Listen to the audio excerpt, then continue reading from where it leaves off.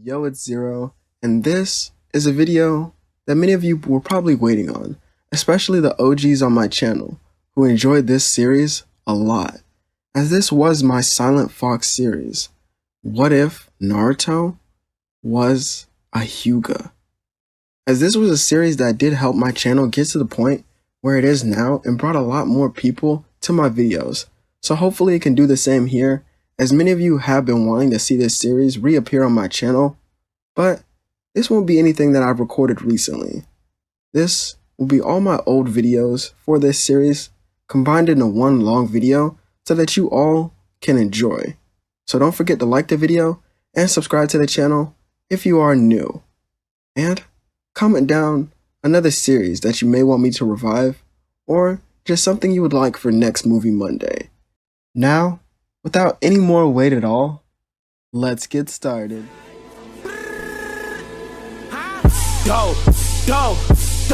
Let's get it. I'm a trapping fanatic, that shit automatic, so I cannot turn it on or off. Bitches all on my dick, then she hop on my dick. I'm like, why you keep hopping on and off? Your bitch all on my dick, she be doing the most. I tell her, little bitch, you so extra. And my gun up on me, but not run up on me. Niggas, they wanna fight, they some bust. Minato in the story would obviously still be a Hyuga, but the biggest difference is that he would figure out that Madara was actually Obito because of his Byakugan. But even though he knew this, he would still die and leave the Nine Tails within his son. Once Naruto was taken to the hospital, Hiashi, the Hyuga head, and Hinata's father had arrived. Hiruzen looked at him as they both would stare off through the glass window that blocked them from the demonic child. "Have you come for the boy?" Hiruzen would say. Hiashi, however, had no words, as he would then look at one of his attendants and tells them to take the baby. His attendant was no one other than Neji's father, Hisashi Hyuga. "You will raise the boy in the branch house and make him useful to the Leaf Village." "I will." Hiashi took the boy home and he was greeted by his wife, who was holding a 3-month-old Neji. "Who's that, dear?" "This will be our second son, Naruto Hyuga. He has the Nine Tails sealed within inside him, and it's our job to help raise the boy. I think him and Neji will get along just great." They both smile as we now can enter a smaller time skip, and we go to about a year and a half later, where we see Neji and Naruto, who are both still infants but able to walk. While they both played in the house with their mother and father, Hiashi had entered their home. "Bring the monster to our meeting tonight." "Brother, can you not call him that? He has a name, and it is simple." But Hisashi grabbed his head, feeling the excruciating pain of the seal that had been placed on him for so long. "You dare to speak to me like that?" But as Hiashi went closer to punish his brother more, a baby Naruto had stood in the way, guarding his father. Hiashi smiled. "You know what, brother? Don't come to the meeting. I'll take the boy myself." This is when Hiashi grabs Naruto by his leg and takes him to the main building, dragging him all the way there. And once they reach the main building, he sits the boy down on the hard floor as he would look around to see all the older Hyuga members in the clan. But I'd rather you guys find out what happened through someone else's perspective. The meeting will go on for hours, and when night falls, Hisashi waits on his brother to bring back his son. But this is when he hears scratches on his door. Naruto was an infant, but the Hyuga complex wasn't too hard to find your way around, and Naruto had known which house was his for so long. As Hisashi slides open the door, he sees Naruto on the ground crying, and as he lifted up Naruto's dark brown hair, he looks at his face, only to see something else that made him cry as well. Naruto had gotten the Hyuga seal for the branch members placed on his head from 1 year old. Hisashi cried while holding his son, wondering what he could do for the boy now. But his thoughts were quickly stopped by the bright and joyous smile of Naruto, who wiped his tears off of his face. Hisashi held Naruto close, and this would be, well, after a while, he puts Neji in the room with his brother as they both would fall asleep. Years later, we can now see a 4-year-old Neji and Naruto in the main building of the Hyuga with their father sitting next to them. They are facing the clan head and his daughter. Hisashi, how is that thing's trainings going? If you must know, my dear brother, both of my sons are pure prodigies. I'll be the judge of that. Neji and Naruto, both of you begin a sparring match right now. The two brothers look at each other, and Naruto, being the more strong-willed of the two, guards his brother with an angry face. Leave Neji alone, you bully. I'll fight anyone else but him. Hisashi smirks. I thought as much. Well then, as he said this, 4 8-year-old Hyuga members walked in the building. All of you, fight Naruto at once. And Naruto, if you fail, I'll kick your family out into the streets to sleep. This only enraged Naruto as he threw his robes to the ground. Naruto was actually quite tall for his age because of the nutrition he had in this timeline. So, when all the 8-year-olds swung their palms, Naruto took the hits head on and then punched them to the ground. Naruto would hit him with so much force that it slammed their bodies to the ground, and it cracked a little bit of the floor that was very brittle. After he was finished, Naruto smiled and yelled in victory. But this is when Neji called out to his brother, "Naruto, look out!" But it was too late, as the palm of his uncle, Hisashi Hyuga, struck him in the side of his face. How dare you, a creature like you, yelling in my building? More than that, you didn't use any technique. You truly are a savage monster. Naruto got up, looking at his uncle. As he wiped the blood off his nose, he raised his fist. And this will be the last time that Naruto, well, I wouldn't say the last time he had spoken, but the last time he'll speak for a while in public. Well, let me explain before I continue. In my last story, I didn't really have Naruto speak at all. He used a lot of hand signs with Neji, and that still will be the case for this series, but I feel like Naruto would still speak in private with those who he truly trusts, and he would only speak in public if it was truly needed. Back to the story. Naruto had then said, "If I'm a monster, then I guess that makes you one too." Hiyashi's eyes turned to that of rage as he activated the seal and his own Byakugan. As Naruto fell to the ground in pain, he then begins to cry from the excruciating pain. Hisashi picks the boy up by his head. "All of you, watch what happens next." Neji yells out, only for his father to cover his mouth and to hold him close. They both watch as someone they love had their tongue cut off in front of them. Hisashi drops the boy to the ground, and Naruto began to panic, not being able to speak or scream. He could only cry. All he did was cry, as Hisashi then began to torture Naruto in front of everyone. At one point, Naruto realized that both of his legs were broken, so he tried to crawl away. But this is when Hisashi had kicked the boy in his face. "I'm done with you. Remember this, you insect. You will always be below everyone in this world, because that is the trash that you are. If I ever catch you speaking out of that ignorant mouth again, I'll do the same to your father and mother, and unlike you, they can't regenerate it. Hiyashi lifted Naruto up by his hair, and once again, Naruto was crying. Hiyashi would order everyone to leave the room, and this is when Naruto began to crawl away. By the time he made it home, it was nearing nighttime. The reason Neji and Hisashi didn't help him was because Hiyashi had ordered them not to. He said to let the monster crawl his way back to his family. And Naruto had made it to the wooden steps of his home crying, only to look up and see his whole family running at him.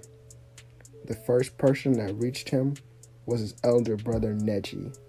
Naruto stretched out his hand as his tongue was already regenerated by the power of the 9 tails within him.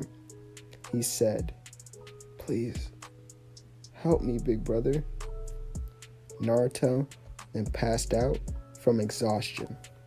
Naruto also wasn't allowed to seek medical care, so that everything that was done to him was kept a secret. So, it was up to his parents and his brother to help him. Naruto spent months laying down and resting. His tongue had fully recovered, and so did his broken bones, but those still needed a couple more months to heal. And during these months, Naruto was laying down, him and Neji created a sign language to communicate. Once Naruto could walk again, he wasn't the same anymore. He was now always respectful and bowed to those in both houses. Even though those in the branch house knew they were equal footing to Naruto, he still bowed to them. At school, Naruto was quiet now, not talking at all. One day, while packing up his things and waiting on his brother to return from the bathroom, Hinata, his cousin, walked up to him. "Hey Naruto, want to walk home with me today?"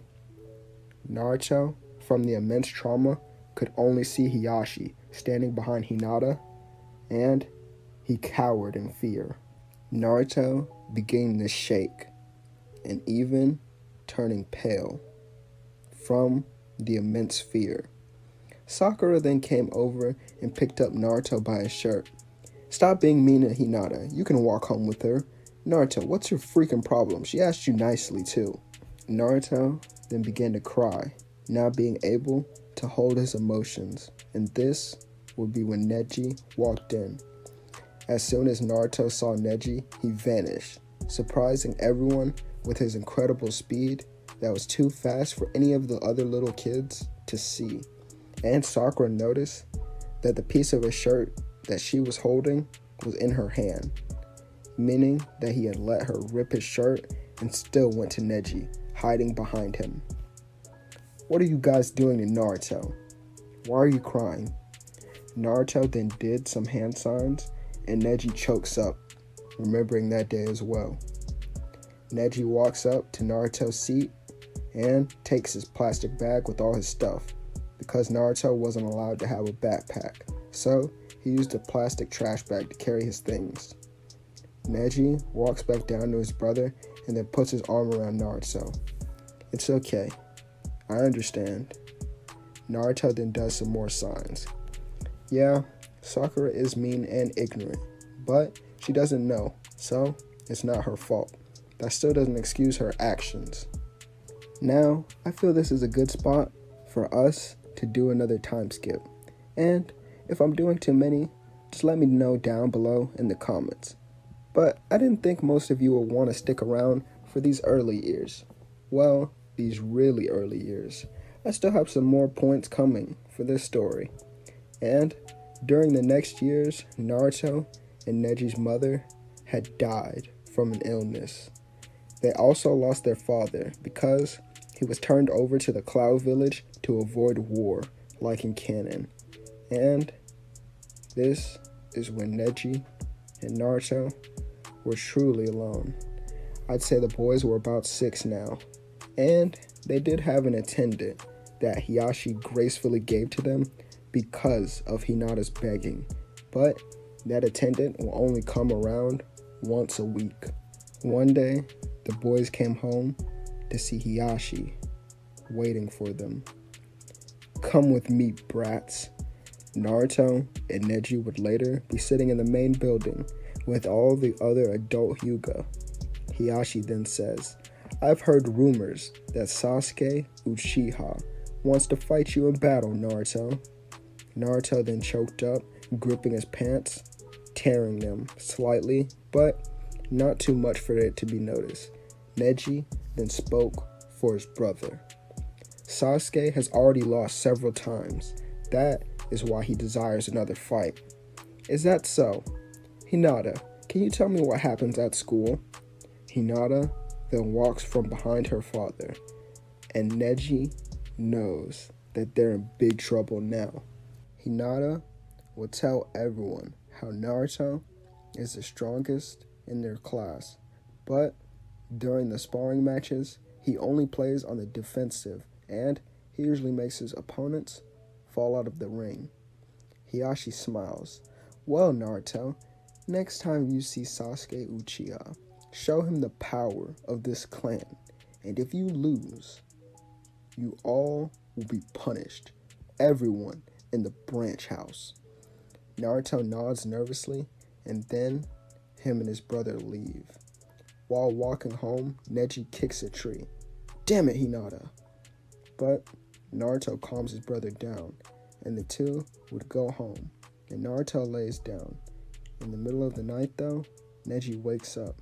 As he goes to his brother's room, he sees Naruto sweating and crying in his sleep. This, however, was almost normal for these two.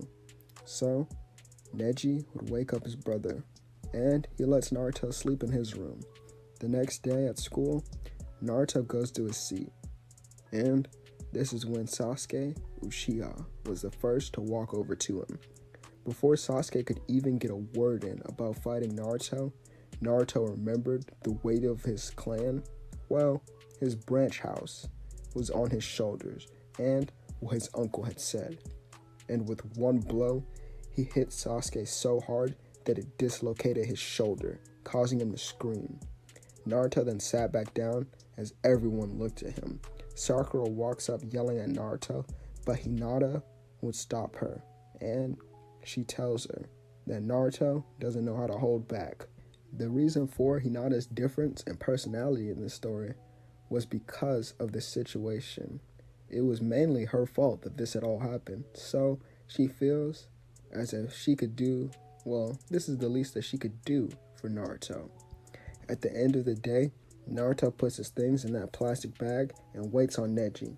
This is when Ino walks over and gives Naruto a flower. "You have to smile more, Naruto. I miss the happy version of you. I don't know what happened, but you should smile more." Naruto nods as she walks away. Naruto studies the beautiful orange flower that he was given, and this is when Neji came up to Naruto. The brothers walk home, and Neji would notice how much Naruto was enjoying this bright flower. Naruto did hand signs that told Neji that he wanted to put it in a vase when they got home. But this was when the brothers were surrounded by Uchiha, and Naruto made quick signs to Neji, and Neji nodded. Naruto threw his bag, and he vanished, punching one of them in the face, allowing Neji to get through and run away. "Hey, don't let the other brat get away," one of them said, and as they tried to run after Neji, Naruto tackled him. "Why, you little..."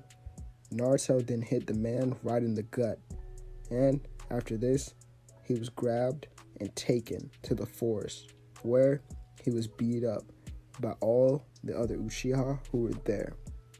Naruto was wounded. He wondered why. His life was so troublesome. But this is when he saw him. Naruto saw his uncle. Naruto then bowed, barely managing to still stand. "Stand up. I'll teach you a real lesson. This will hurt more than whatever those Uchihas did to you." Naruto stands up, guarding his body, only for a seal to then be activated once again. "Remember this, you monster. You'll always be below everyone in this world." Naruto had been beat up by the Uchihas for damaging Sasuke. And he had also let his brother escape this damage. But he now faces punishment from his uncle as well. Naruto would lay in pain because his seal was active, as he would then think to himself, what did I do to deserve this? What makes me worse than everyone else? Naruto then hears a voice. It is because of me that you suffer, and it is because of me that everyone hates you. I am the mighty Nine Tails, and you are nothing. Well, nothing for now. Why do you not stand up and fight for you and your brother? It would be much easier if you had killed the clan head earlier and became the head yourself. Naruto ignores the voice. I couldn't do that. As much as I hate that man, we are family. And I'm sure many members would miss him. Naruto would then get up as he holds his hurt arm, walking all the way back home. Once he reaches the gate of the Hyuga compound, 4 teenagers were waiting, standing in his way. Naruto of course knew what this was, as he had to fight to come back inside. Naruto though was too tired, and he didn't even have much left in him to stand, let alone fight. So, instead, he prepared to sleep in the street that night, but before he could sit down, this will be when an orange aura had surrounded our protagonist. Naruto's arm felt so much better as he began to move it. Then, he noticed something. He felt faster even though he was just standing. So in an instant he dashed and punched one of his opponents in the face. But then, he was hit by another. Naruto, however, didn't flinch as he would grab one of their arms and break it.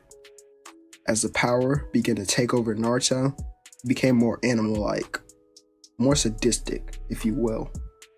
Naruto had defeated them with ease, but this will also be when his uncle and clan head, Hiyashi, would clap from a distance. Good job, you devil. Now, become my loyal pet.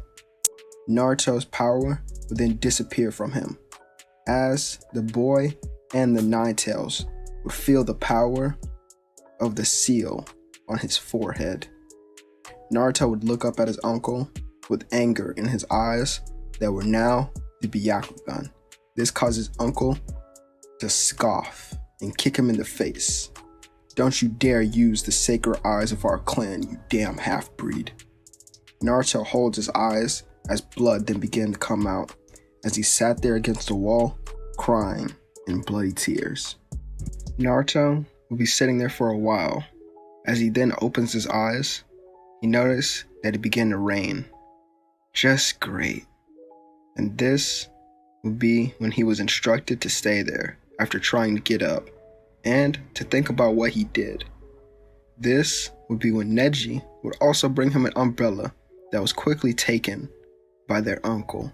So instead, Neji used his own body to stop the rain for a little bit. Big brother, you know you don't have to do that. I'm strong enough to protect myself. The rain is nothing. This is when Neji slaps Naruto across his face. Shut up. You protected me and our family for far too long. I'm the big brother, and I will protect you because I love you. Naruto, I don't want to lose you either. You're all I have left in this world. Naruto would look up as he noticed Neji was crying. Then he hugged his brother tight. I won't go anywhere. It's a promise. Neji would then be grabbed and pulled away by another Hyuga member, and Naruto was left in the rain. As he sat in silence, only listening to the sound of the rain hit different objects around him. But while he sat there for the rest of the night, Kurama would keep him awake while talking to him. The nine-tailed fox would tell him about many ways that he could obtain power and become stronger. Then, Kurama would say something that truly piqued the boy's interest. I've been around for a long time, and I've only seen one Hyuga challenge another for the title of clan head. It was your father and fourth Hokage, Minato. Naruto's eyes would widen, learning that he could challenge Hiashi in the future. But more than that, he learned about who his father was. His father was a Hokage. Wow, Naruto thought. Everything then made sense to him, to why his uncle hated him so much. It's because he hated Minato. Naruto's father was once the clan head, but after becoming Hokage, he became very busy, so he gave that position back to Hiashi, who he had formerly challenged. But he gave it to him. It wasn't like Hiashi challenged him and won. Hiyashi's angry because he was given that position back by default. Naruto smiles while standing, as he then heads to everyone who is training. He slides open the door and walks in drenched with water. He would be soaking the floor, and many people would begin to yell at him, but the next thing he does is point at Neji doing hand signs. Neji sits in silence for a moment, smiling and then pointing at their uncle. One day, Naruto will challenge you for the title of clan head. Everyone becomes shocked, but this is when Hiashi prepares to activate the seal on Neji for this outbreaking speech. But Naruto stands in the way, as his seal was then activated instead. But he was still standing. This was unheard of, and behind the back of Naruto, he did more hand signs to Neji, as his brother would say, "I, Naruto Hyuga, son of Minato, fear you no more, Hiashi. I will become the one that will defeat you and change this clan forever. You better believe it." Hiashi then cranks up Naruto's seal damage as he would fall to the ground. But Naruto doesn't scream or show any emotion. In fact, he did the opposite, as he would use Kurama's aura to scare everyone in the room, making them have flashbacks to the day of his birth. Naruto then would be forced to fight an adult Hyuga, as the only thing he could do was defend until he was told to stop. Naruto would dodge and smile as this fight began. He showed how fun life had really become for him. Neji and Hinata watched in amazement. "Your brother is so special, Neji." "Yeah, I know. I just wish he could be more careful." "I think that's just part of his personality. It's what makes Naruto himself. He isn't scared to take a risk for the people he loves." Neji would blush at this statement while watching his brother dance around the adult Hyuga that was supposed to hit him. But this is when Hiashi stepped in, hitting Naruto in the side of his throat. Neji stood up, but Hinata would try to hold him back. But that had no use. "You ignorant old man," Neji would yell out as Hiashi turned. "What did you call me, brat?" "You heard me. You have ears, don't you?" Naruto would quickly look up after coughing up a little blood, as he then would run to his brother. He stood up, barely managing to control his breathing while standing in front of his brother. The nine tails inside of Naruto then looked down at the small boy, who turned around to him and said, "Your turn." Kurama then took over Naruto's body as a full One Tails had appeared. "You won't dare touch Hinata or Neji. I will take both of their punishments." Hiashi, for a split second, felt fear in his body, hearing a dark and mysterious voice come out of Naruto. But he regained his stature. "Alright then, Naruto. Since Neji not only badmouthed me, you spoke. And Hinata hasn't been doing well in her training. So, will you still take the next punishment?" Before Neji could even speak, Kurama had knocked him out and looked at Hinata. "Take him home." She nodded and then began to drag Neji away, as Naruto then switched back as he bowed to Hiashi. This was when a truly brutal beatdown had began. Naruto was not only hit, but often cut by kunai, as he was then instructed not to fight back. The crazy thing is, all the damage was done to Naruto's chest in order to keep his torture a secret from the rest of the leaf. Naruto's beaten for hours, and then Hiyashi had stopped because he saw that Naruto had smiled at him. The reason that Naruto smiled is because he thought of protecting his big brother Neji.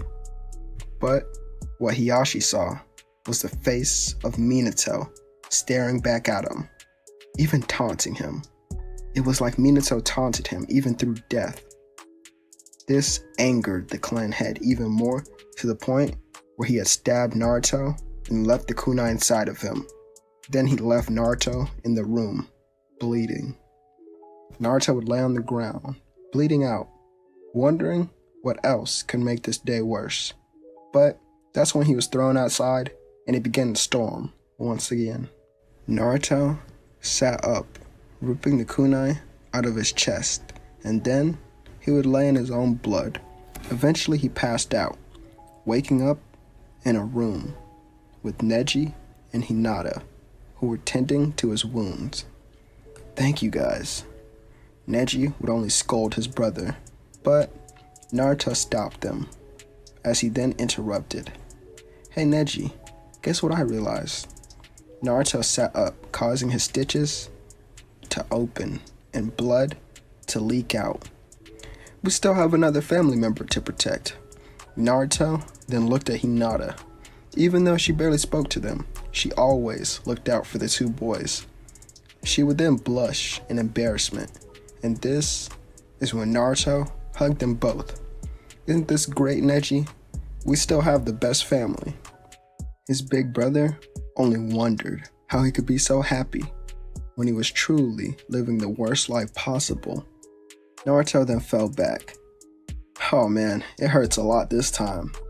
They all laugh, and then Neji and Hinata would patch up Naruto's wounds. And from this day forward, Neji and Naruto, when outside the clan compound, always watched Hinata and protected her even more with their lives. But Naruto had to be healed, which only took the Nine Tails a couple of days to do so. One day, while he was asleep, Naruto woke up from a kick to his chest. He looks up seeing Hiyashi, who was holding a paper. It was Naruto's grades, and some of them had fallen a bit. But that was Hiyashi's fault for torturing him and not allowing the boy to study. You think this is a game, boy? I'll teach you what happens to those who do not excel in our clan. He activated Naruto's seal, but Naruto only smiled as he then stood back up. You're afraid of me, aren't you, uncle?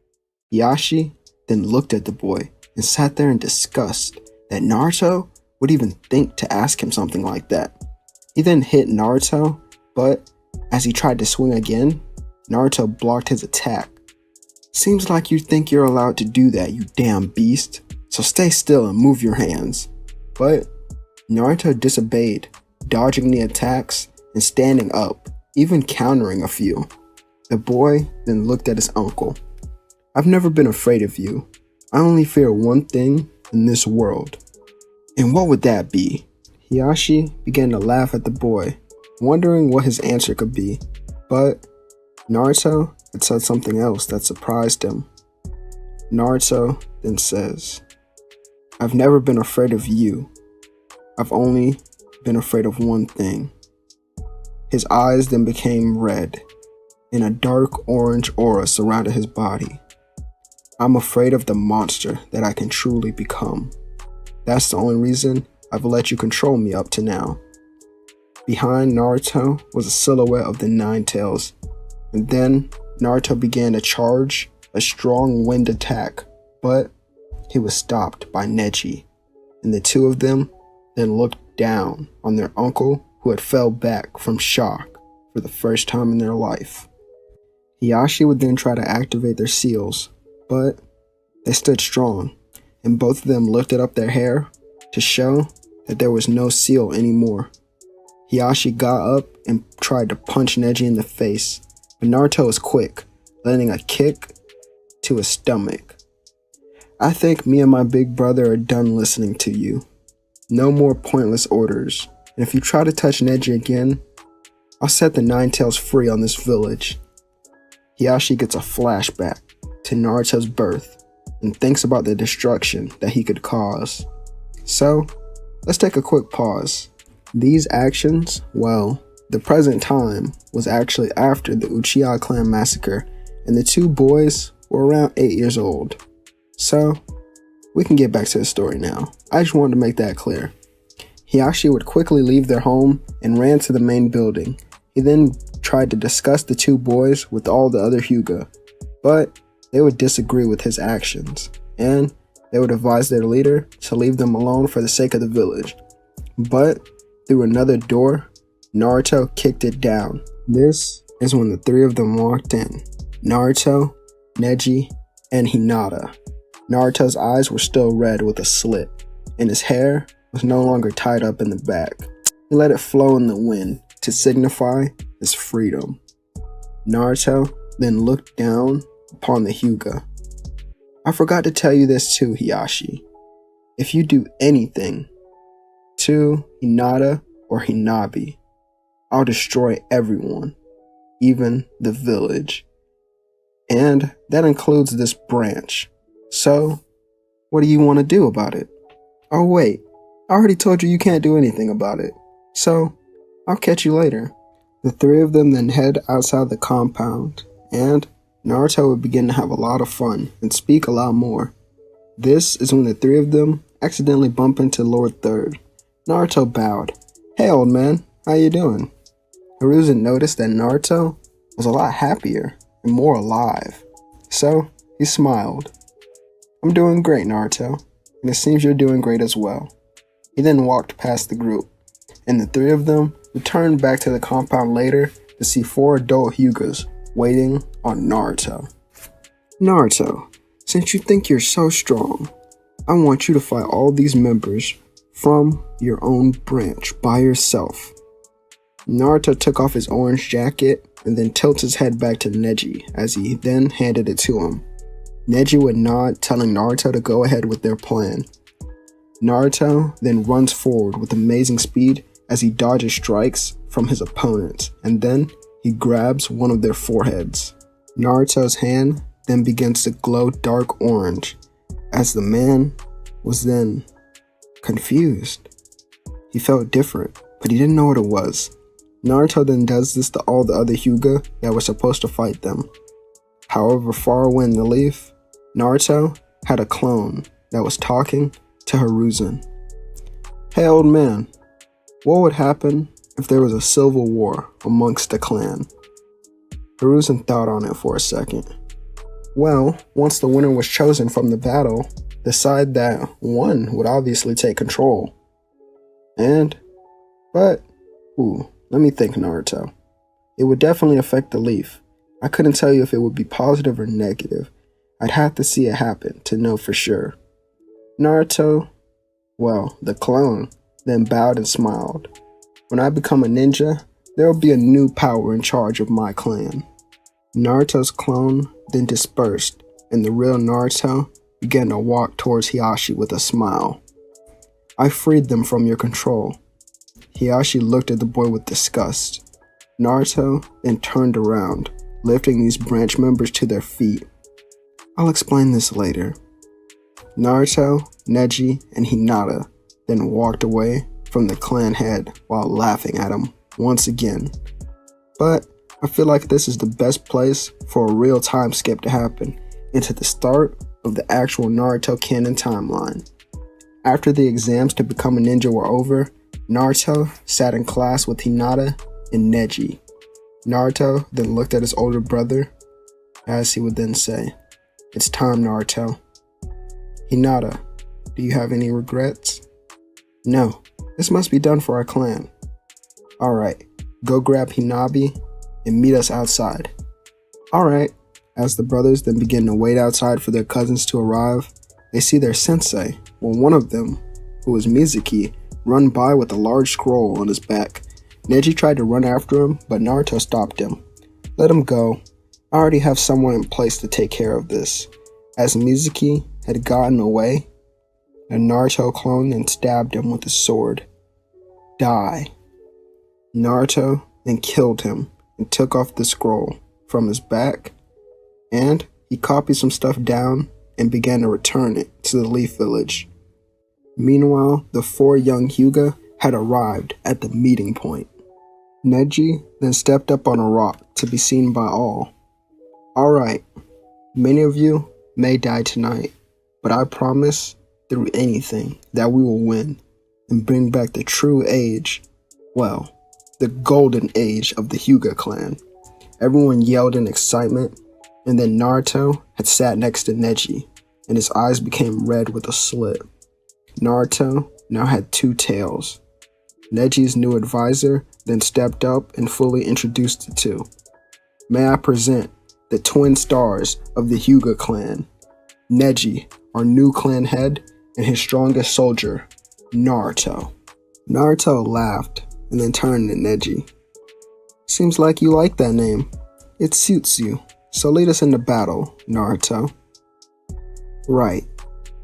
The Hyuga rebellion then makes their move, and Naruto makes clones that takes Hinata and Hanabi far away somewhere else. But this is when the rebellion would arrive to fight those who were already in power. Neji stepped up in front of everyone. I'll ask this question, Hiashi. Will you change the Hyuga clan? Hiashi stood in silence, and out of nowhere, someone tried to stab Neji, but Naruto took the blow directly, and he looked at the Hyuga, wind style, shredded fang. Naruto then released a flurry of small, compact wind blades that struck all over his opponent's body until they were dead. Kurama then healed Naruto's wound, and this is when the battle had begun. Naruto and Neji rushed forward at Hiashi, but many people had guarded their uncle, and many of the branch members ran past the boys, trying to pave a way for them to get through. But the main house, well, they weren't easy to distract. Neji had to dodge the palm of someone while also keeping his movements sharp. One thing about Neji, though, is that he was precise and effective in everything that he had did. So, his movements were fast, but not wasteful of his energy. His speed was also impressive, allowing him to counter his opponent's next strike. However, Neji was then grabbed, but before another attack could land on his body, he freed himself using a 360 palm rotation. Neji went on to, instead of helping his brother go to the clan head, assist the branch family in their fights. Back with Naruto, he was too quick for anyone to stop. Naruto, however, didn't kill the Hyuga that he fought. He only paralyzed them because he knew what he had to do to Hiashi, so he was saving most of his energy for that. Naruto jumped out at Hiashi, who still had his back turned, only for the long-haired boy to be kicked in his chest by an unknown person. This person had a strange mask on with a leaf symbol, and this is when Hiashi spoke. Took you long enough, Lord Danzo. This is when the black-haired man with bandages walked from the shadows. Well, it seems you have your handfuls with this brat. Naruto looks up to see at least 30 more opponents that now stood in his way. Naruto looks up and dodged a blade that was coming at his face. Then, he was airborne, and an Anbu member would then place a seal on Naruto's stomach. This seal would temporarily disable the link that Naruto had with Kurama. Naruto then falls over, losing the two-tailed state that he once had. He activated his Byakugan quickly, and this was much to Hiashi's disgust. Naruto then began to lose against the veteran shinobi, being hit over and over. Naruto tried, but it was useless. For some reason, he just couldn't get stronger in the moment of need. And this is right where a blade was about to slash across his back. Naruto's eyes then changed. They then became a really light blue, with 2 incomplete circles within them. Naruto's emotions were set free, and his mental state was over the edge.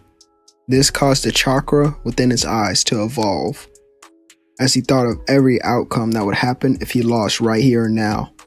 He never wanted to go back to how things were. Naruto wanted a new future, written by him and his brother. So in this moment of weakness, no, rather this moment of strength, the true power that was lost at the time of the Hyuga clan was now shown.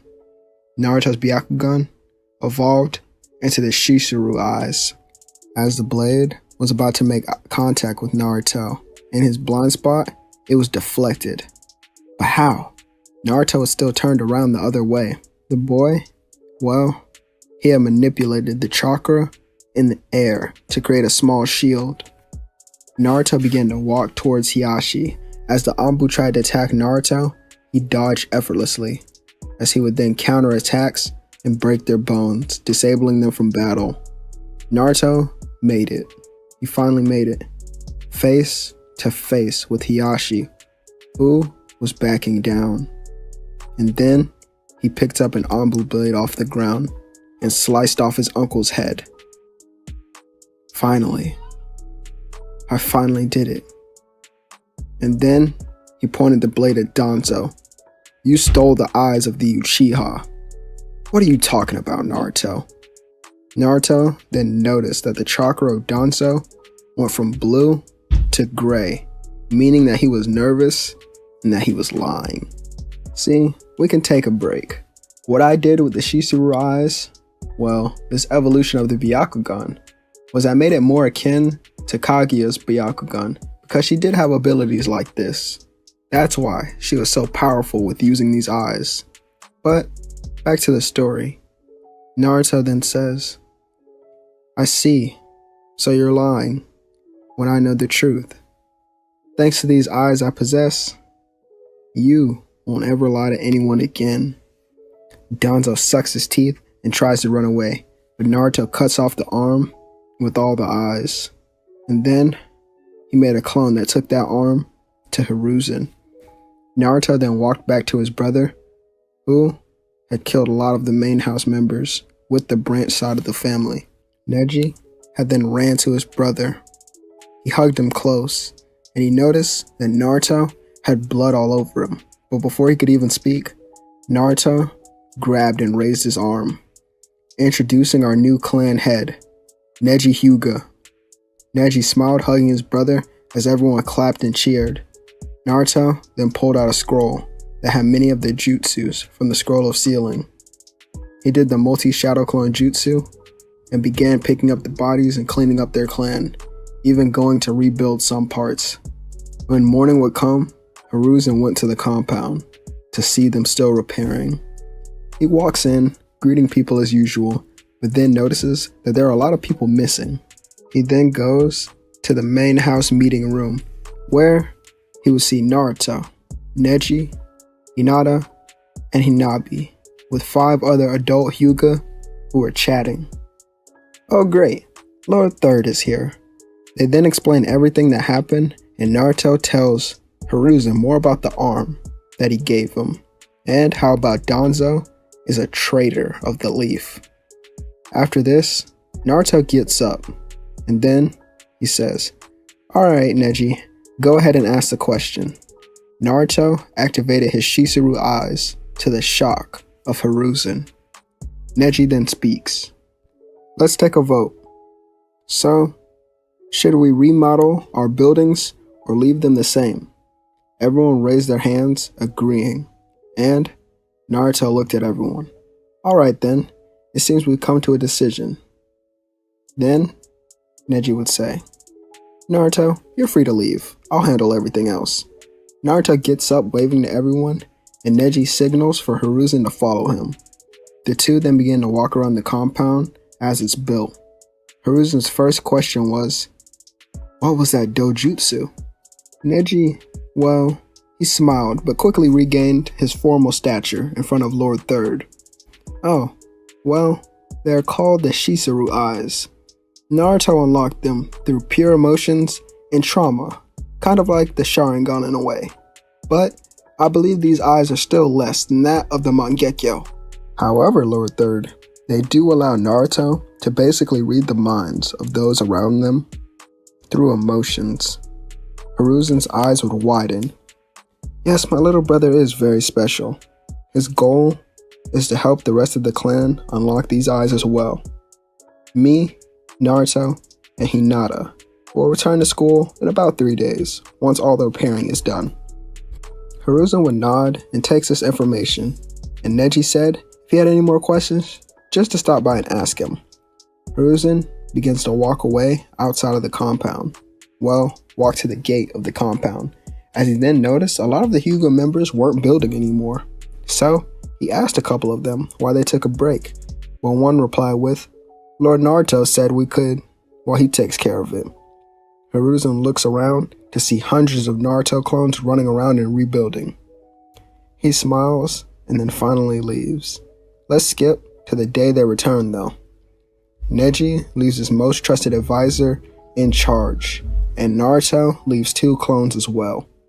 Naruto, Neji, and Hinata then walk to their classroom, and are told the teams that they are on. So now, we can begin the full meeting of Team 7. Naruto runs to the rooftop, where he was told his team was. He was the last member to arrive, so he bowed.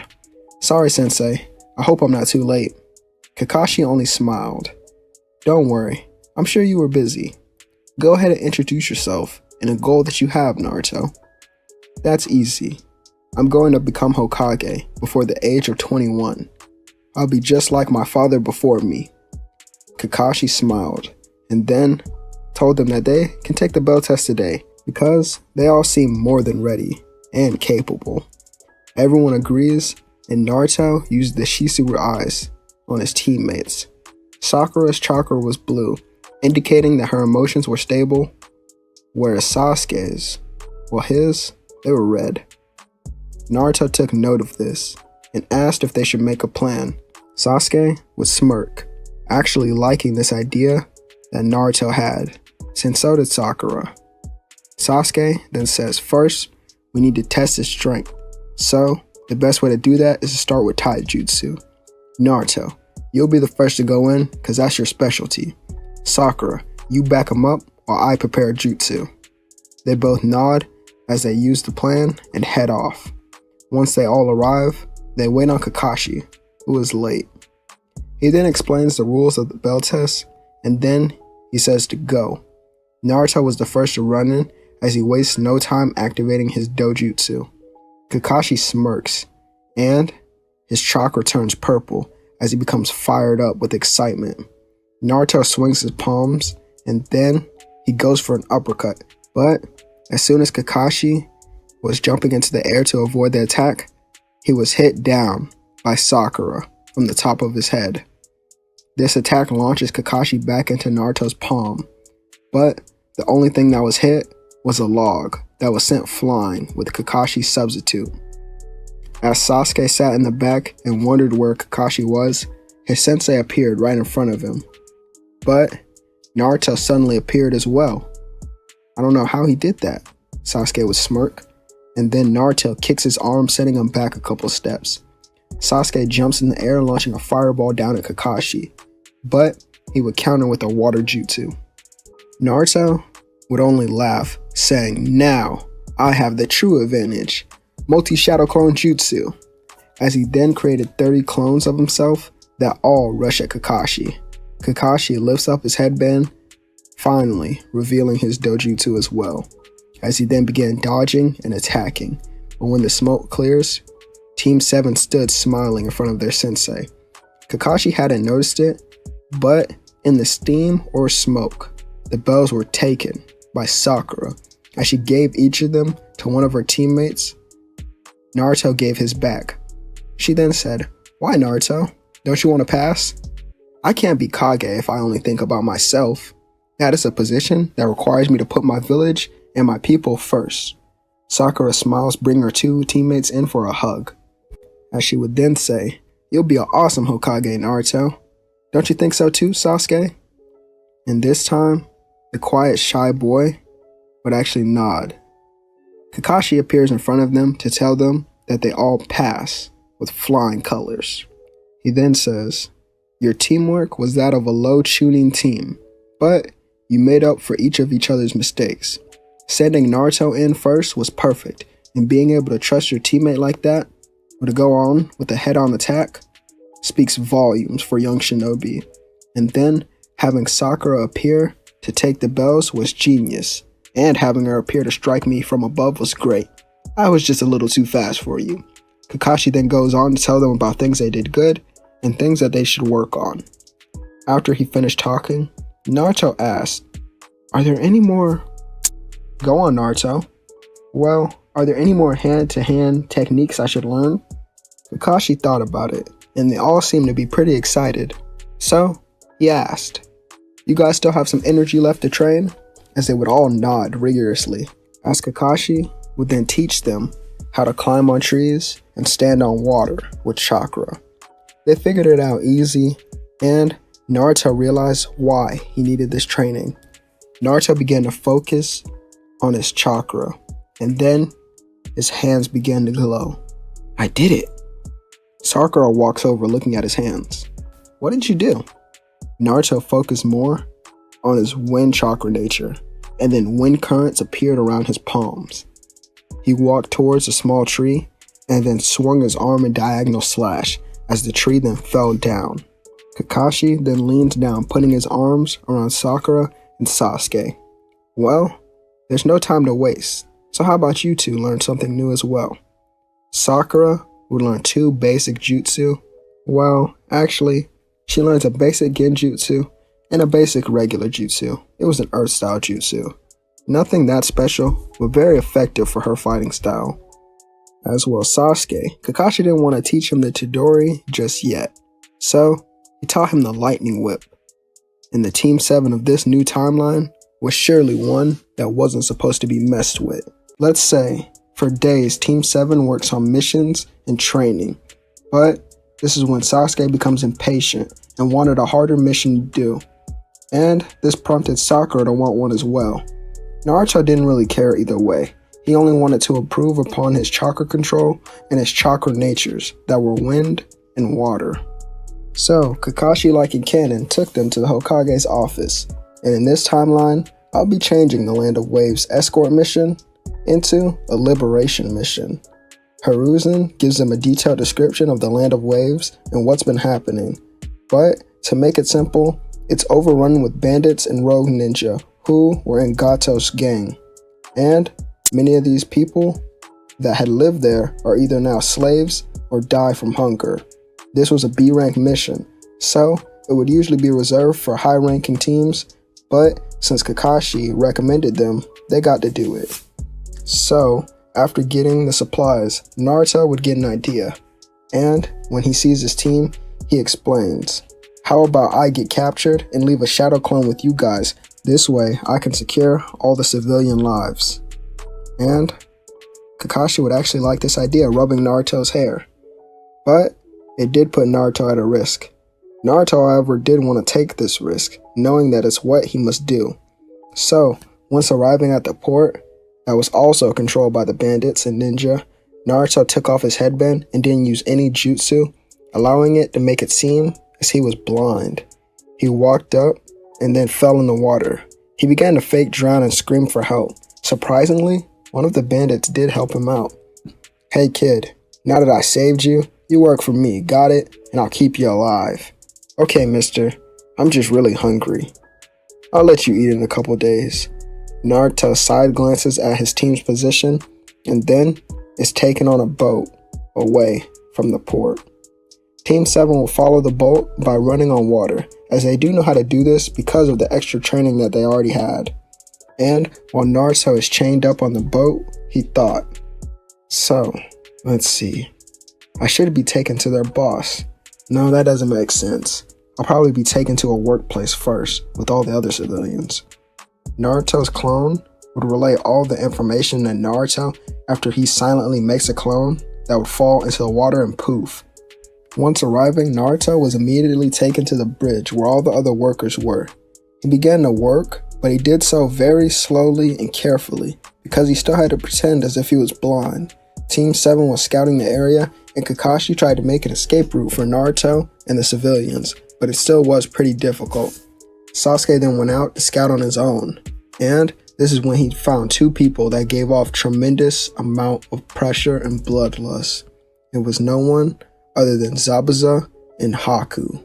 But Sasuke didn't waste any time because he quickly ran off, not leaving a trace that he was there. He made it back to Kakashi, who was still in thought. It seems we'll need to call for backup. Are you two alright with that, or do you still want to continue this mission with just the three of us? Sasuke would then ponder on this idea, wondering what they should do. So, he says it would be easier for just the three of us, because they need to take it one step at a time.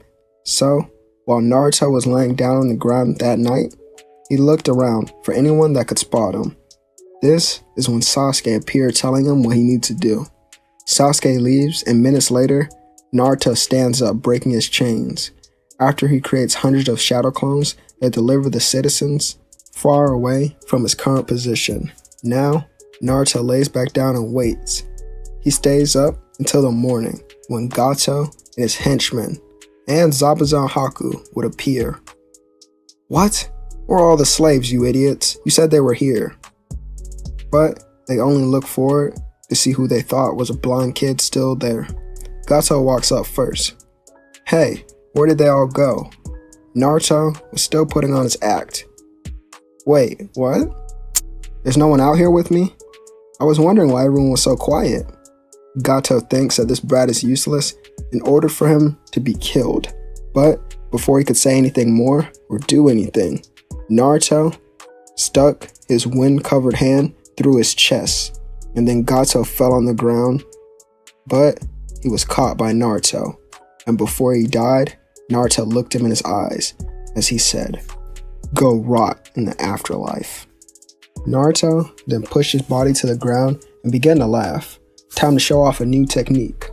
Multi-water clone Jutsu. This is when hundreds of water Narutos would appear on the bridge as they all ran forward, but as someone would try to kill or even stab them, their attack would only go through the clones, as they then would all run forward. But none of them could even land a scratch or even get close to Naruto. This is when Team 7 finally appeared, and Naruto smiled at Kakashi, Sasuke, and Sakura. Well, Sasuke, Kakashi, you guys are up. Sasuke and Kakashi run forward doing the same jutsu. Lightning style, shock stream. As they would land the attack, it would spread out to everyone due to the water clones that surrounded them. This caused everyone but two people to fall to the ground, unable to fight. Zabuza and Haku stood tall. Team 7 smiled, but then a large spike of ice was coming their way.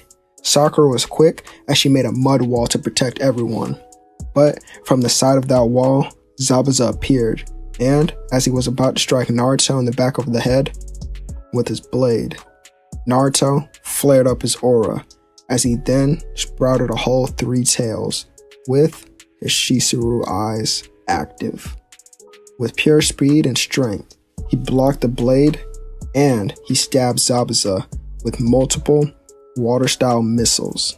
After this, Sasuke activated his 2-Tomoe Sharingan, which he had unlocked through intense training, and Sakura used her Earth-style gauntlet armor. Team 7 rushed forward as they obliterated Haku. And Sasuke will be the one who gets the last hit that actually killed him.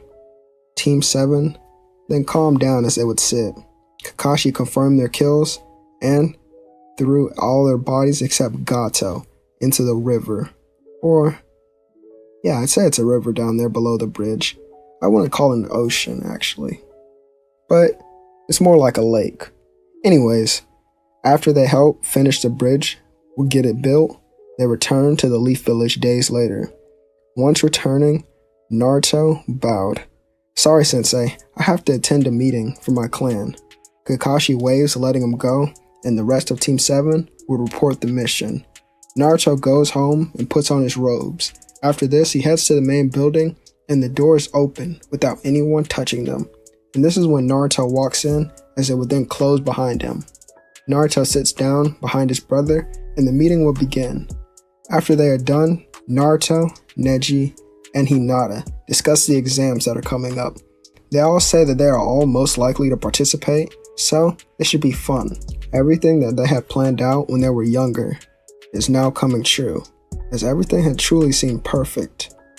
Naruto decided to go train and learn more jutsu for the exam, but I don't want to spoil anything they learned until we reach that point. So, let's skip to the first day of the Chunin exams. Team 7 walks in, but Sasuke lets them know early on that there's a genjutsu on that door. So without any conflict, they walk away. They then would reach the real room, and they sit down for their test. Naruto makes miniature water clones that sit on Sasuke and Sakura's shoulder. These tiny clones would use the Byakugan and whisper the answers to them, and that's how Team 7 would pass the first test. Now, the actual hard part of the exams. The Forest of Death. The rules are the same as usual, with killing being allowed, but Team 7 stays more vigilant than in canon, cause Naruto gets a weird feeling from this pale participant. Once Team 7 would go in, they all would head toward a tall tree and then beginning to run up the branches.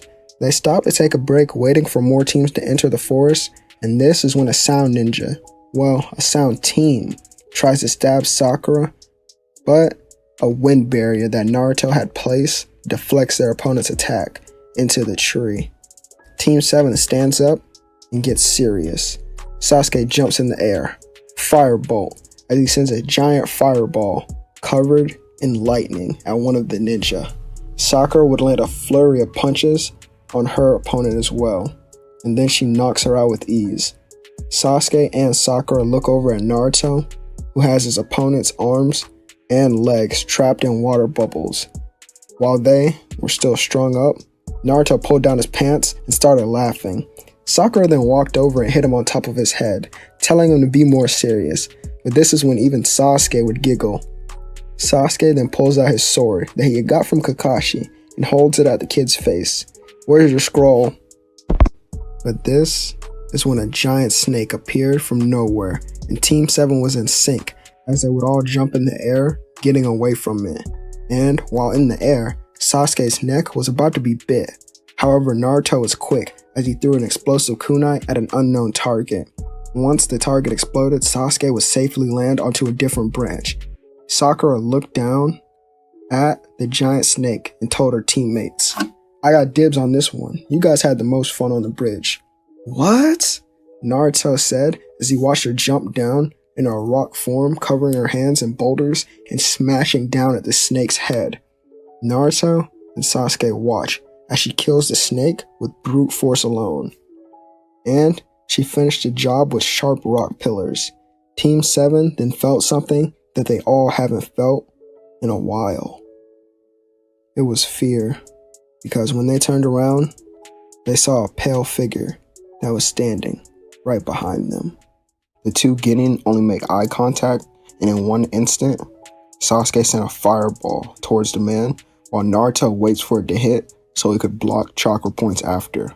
But the man stretched his neck around the fireball and tried to bite Sasuke. However, the Uchiha kicked him in the jaw, and he backed away. After this, Naruto then closed 64 chakra points. Sakura comes in out of nowhere, landing a rock fist to the pale man's face, and Naruto backs her up with another gentle fist. But as the man was about to counter Naruto and Sakura's attack, the both of them would back off, jumping onto separate branches, and the fireball hit the man again. Team 7 regroups together after separating. They then look for the man, who is now revealed as Orochimaru, the Snake Sannin. However, the three Genin were still too slow and were blitzed by the Sannin, allowing Orochimaru to land a bite onto Sasuke's neck that left a curse mark. As Naruto tried to save Sasuke, he was then touched in his seal, giving him immense pain. This caused him to pass out with Sasuke. Now, Sakura was left to defend her teammates while she waited for them to wake up.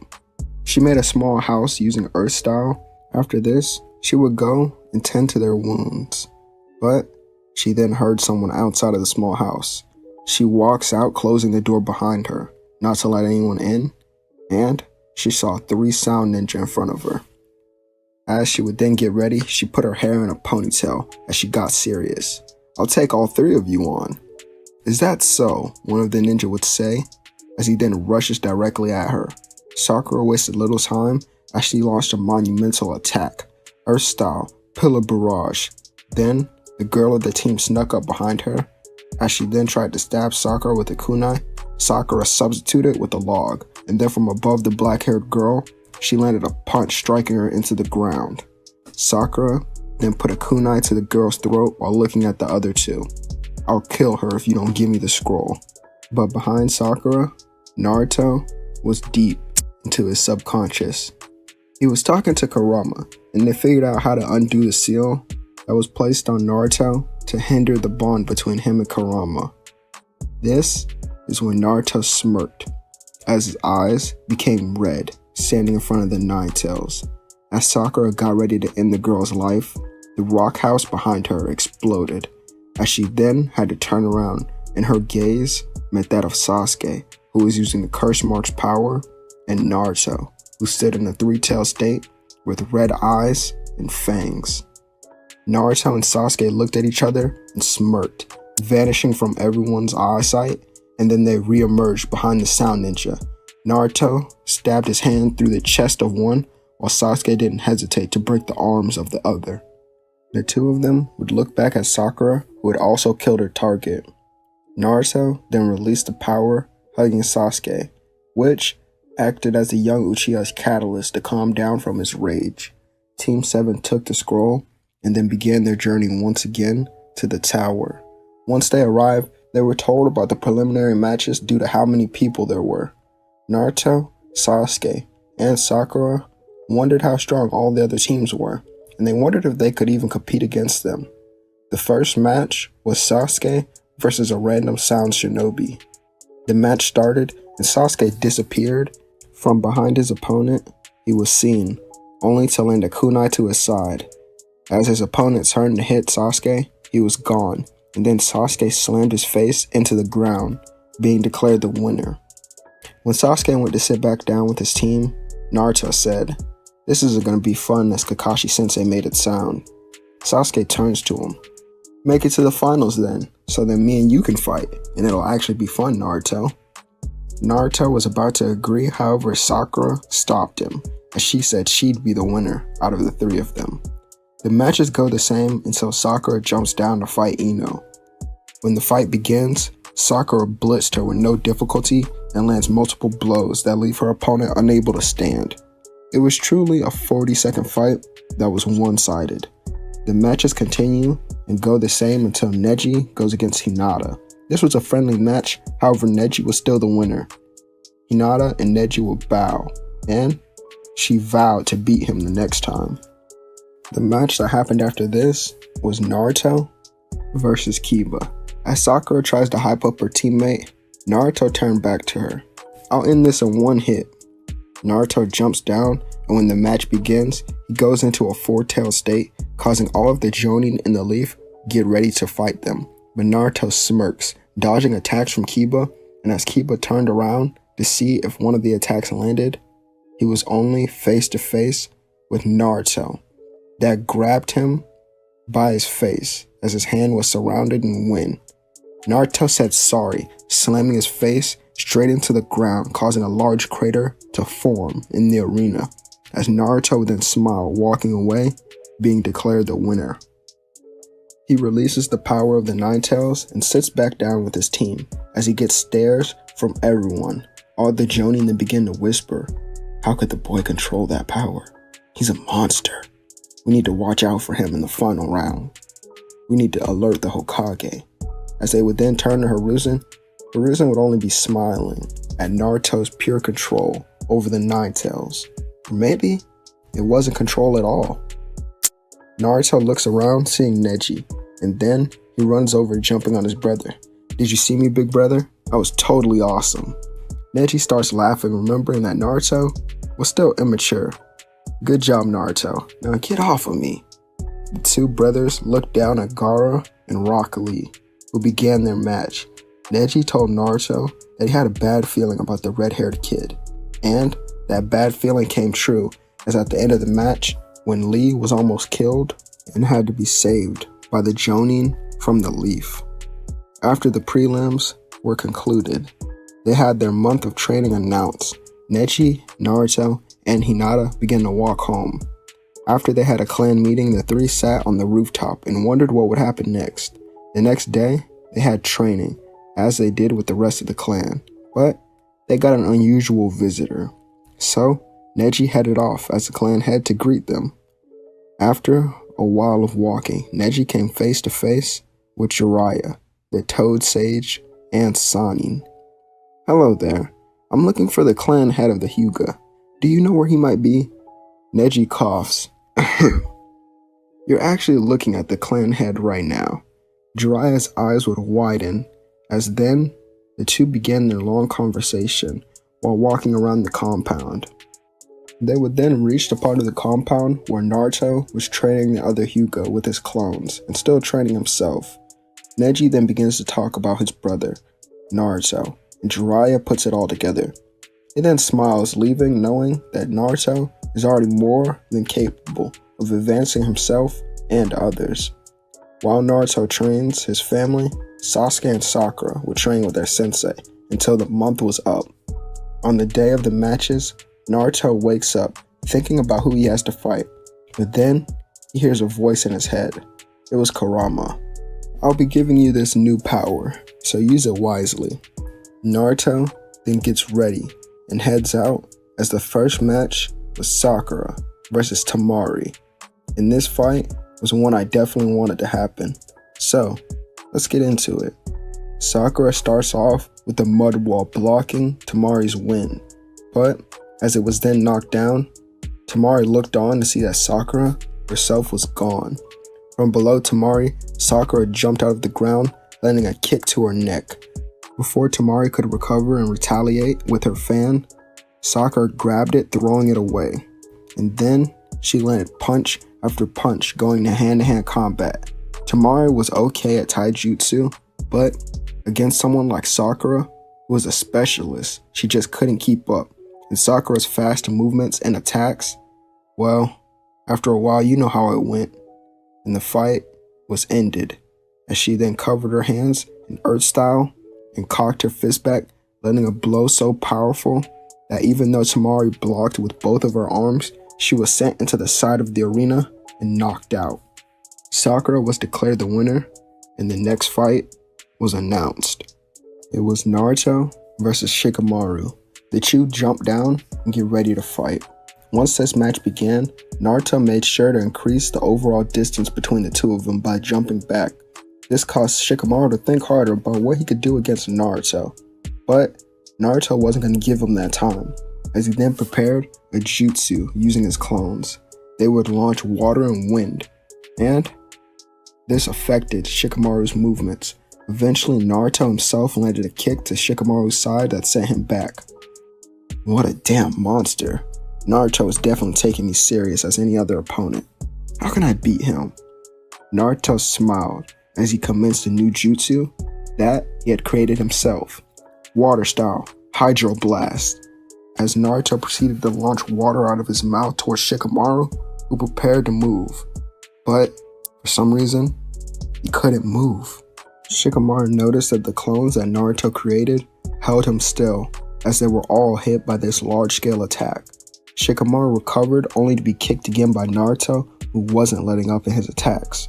But then, Naruto was stopped, as Shikamaru smirked. Shadow possession complete. He then noticed something different about Naruto. Let's do this, Kurama. Tail Beast Bomb. Naruto somehow opened his mouth and launched the attack at the ground, causing a huge explosion. Immediately after the dust settles, Naruto was seen holding Shikamaru as the black-haired boy gave up. There's no way I can beat something like that. Naruto smiled and went back up to watch the other matches. Next was a match between Neji and Shino. The problem with this match is I don't actually know how strong Shino is with his bugs, but I will say this fight starts in his favor.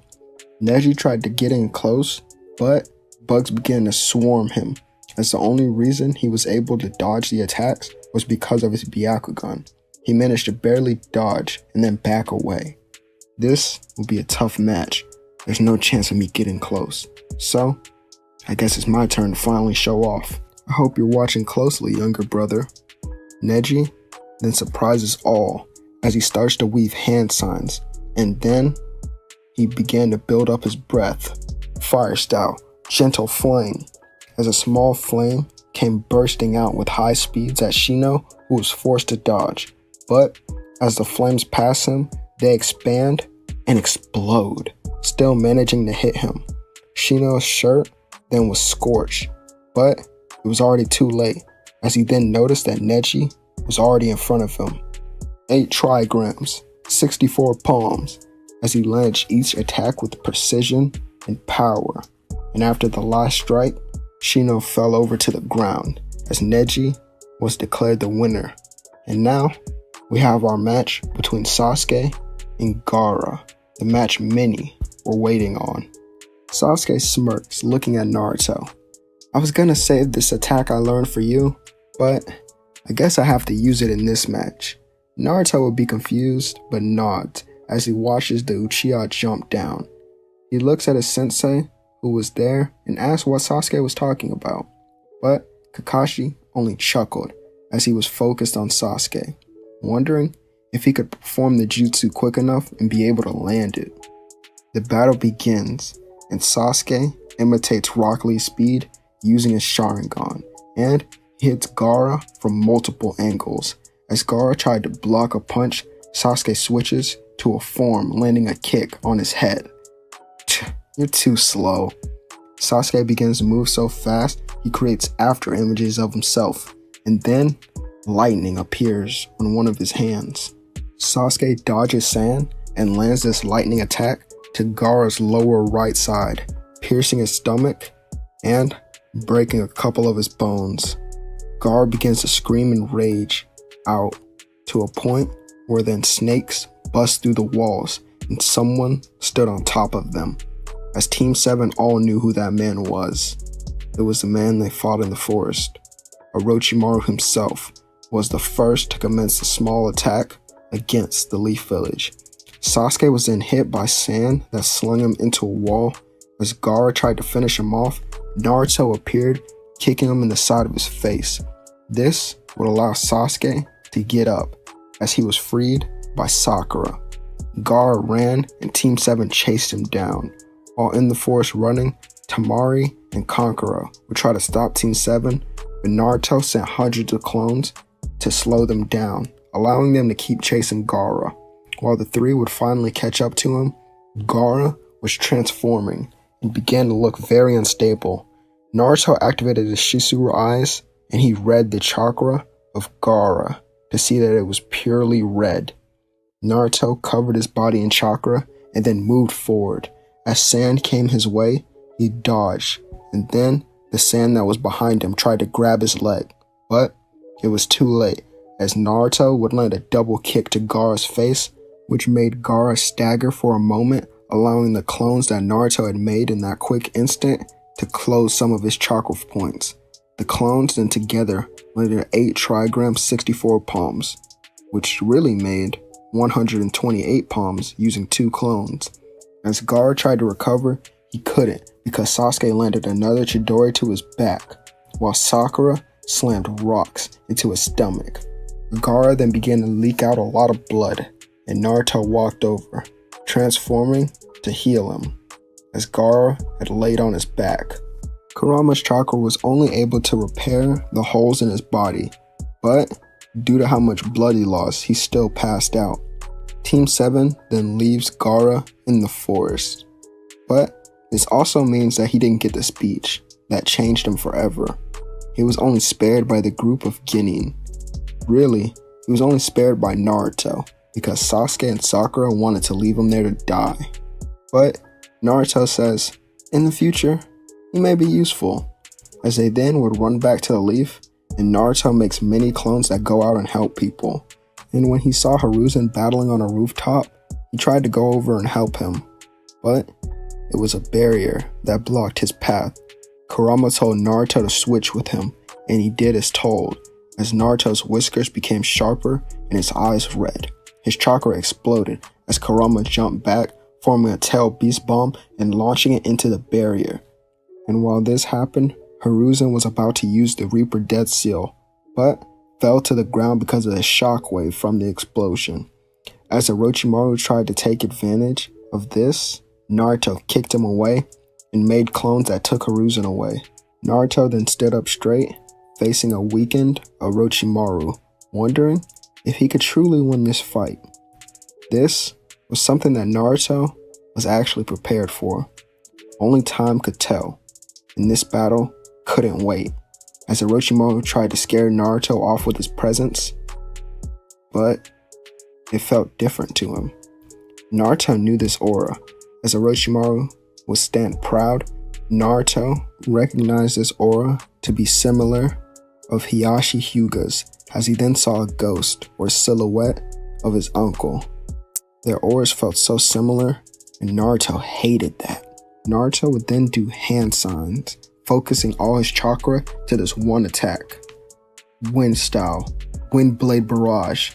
Naruto doesn't move, as chakra would extend from his body, sending thousands of wind blades at his opponent. Due to Orochimaru's ability to stretch out and bend, he dodged a couple, but the attack didn't stop, as Naruto began to pour all of his chakra into the attacks, allowing them to continue. This would leave Orochimaru's body cut into several pieces. After this, Naruto fell over onto one knee exhausted, and then began to walk away from the battle. While he was gone, Orochimaru regenerated and tried to stab Naruto with a sword in his mouth. As the blade was about to make contact, Naruto turned around, kicking it and breaking it. This was when Orochimaru finally saw the Shisuru eyes up close.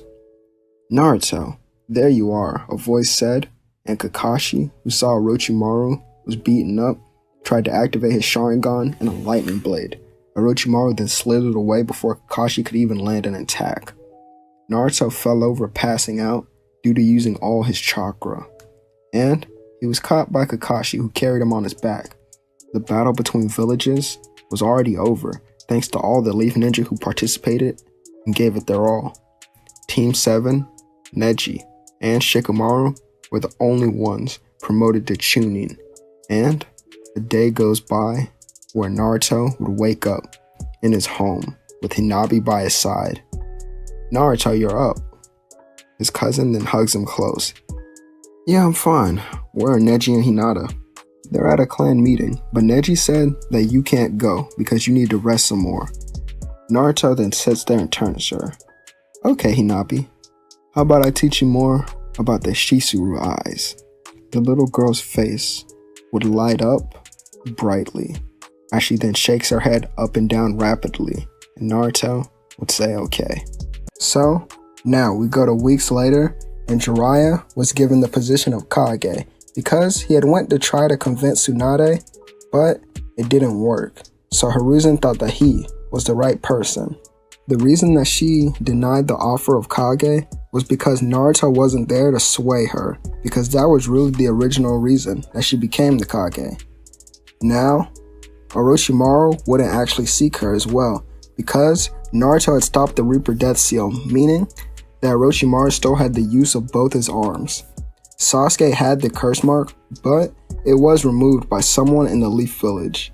Now, Team 7 will be called in the Lord Fifth's office. Jiraiya already had Kakashi there, and the two would smile. "We have a proposition for you three. Since you all are the strongest Genin, or rather I say Chunin that we have, I'd like you three to travel the ninja world together with your sensei and grow even stronger than ever. This journey will go on for about 3 years. So, are you all prepared? Or will you refuse and stay in the Leaf?" Sasuke and Sakura immediately agree, while Naruto says he needs time to think about it. Later that day, he heads home and talks to his elder brother. Neji wanted Naruto to leave, to get stronger on his own, outside of the village in his own way. So, that's what happens, and we do a 3-year time skip till when Team 7 finally returns. Naruto, well, his hair was way shorter due to him cutting it, and he let it grow wild and stopped combing it. his personality had become way more independent, and his strength increased greatly. Sasuke cared way more about his teammates, and his mental health was incredibly stable. By this time, he would have also mastered the 3 Tomoe Sharingan. Now, we have Sakura, who will be slightly weaker than her canon counterpart due to not having Tsunade's training, but her genjutsu and ninjutsu prowess is stunning, being trained by the copy ninja himself, who knew over 1,000 jutsu. Her arsenal of attacks had such a wide range, which truly made her unpredictable in battle. So, let's see. I think Kakashi would also teach Naruto the Rasengan. Naruto would have KCM1 with his bond with Kurama being strengthened over the 3 years. Sasuke wouldn't know the Kirin, and Sakura wouldn't know healing jutsu, as stated before, from not having Tsunade's training. While the 3 were laughing and talking about their adventures, Kakashi would cough, making them all turn around. Now, it's time to test your strengths against this test once again, as he would then hold up the bells, and they all smirk.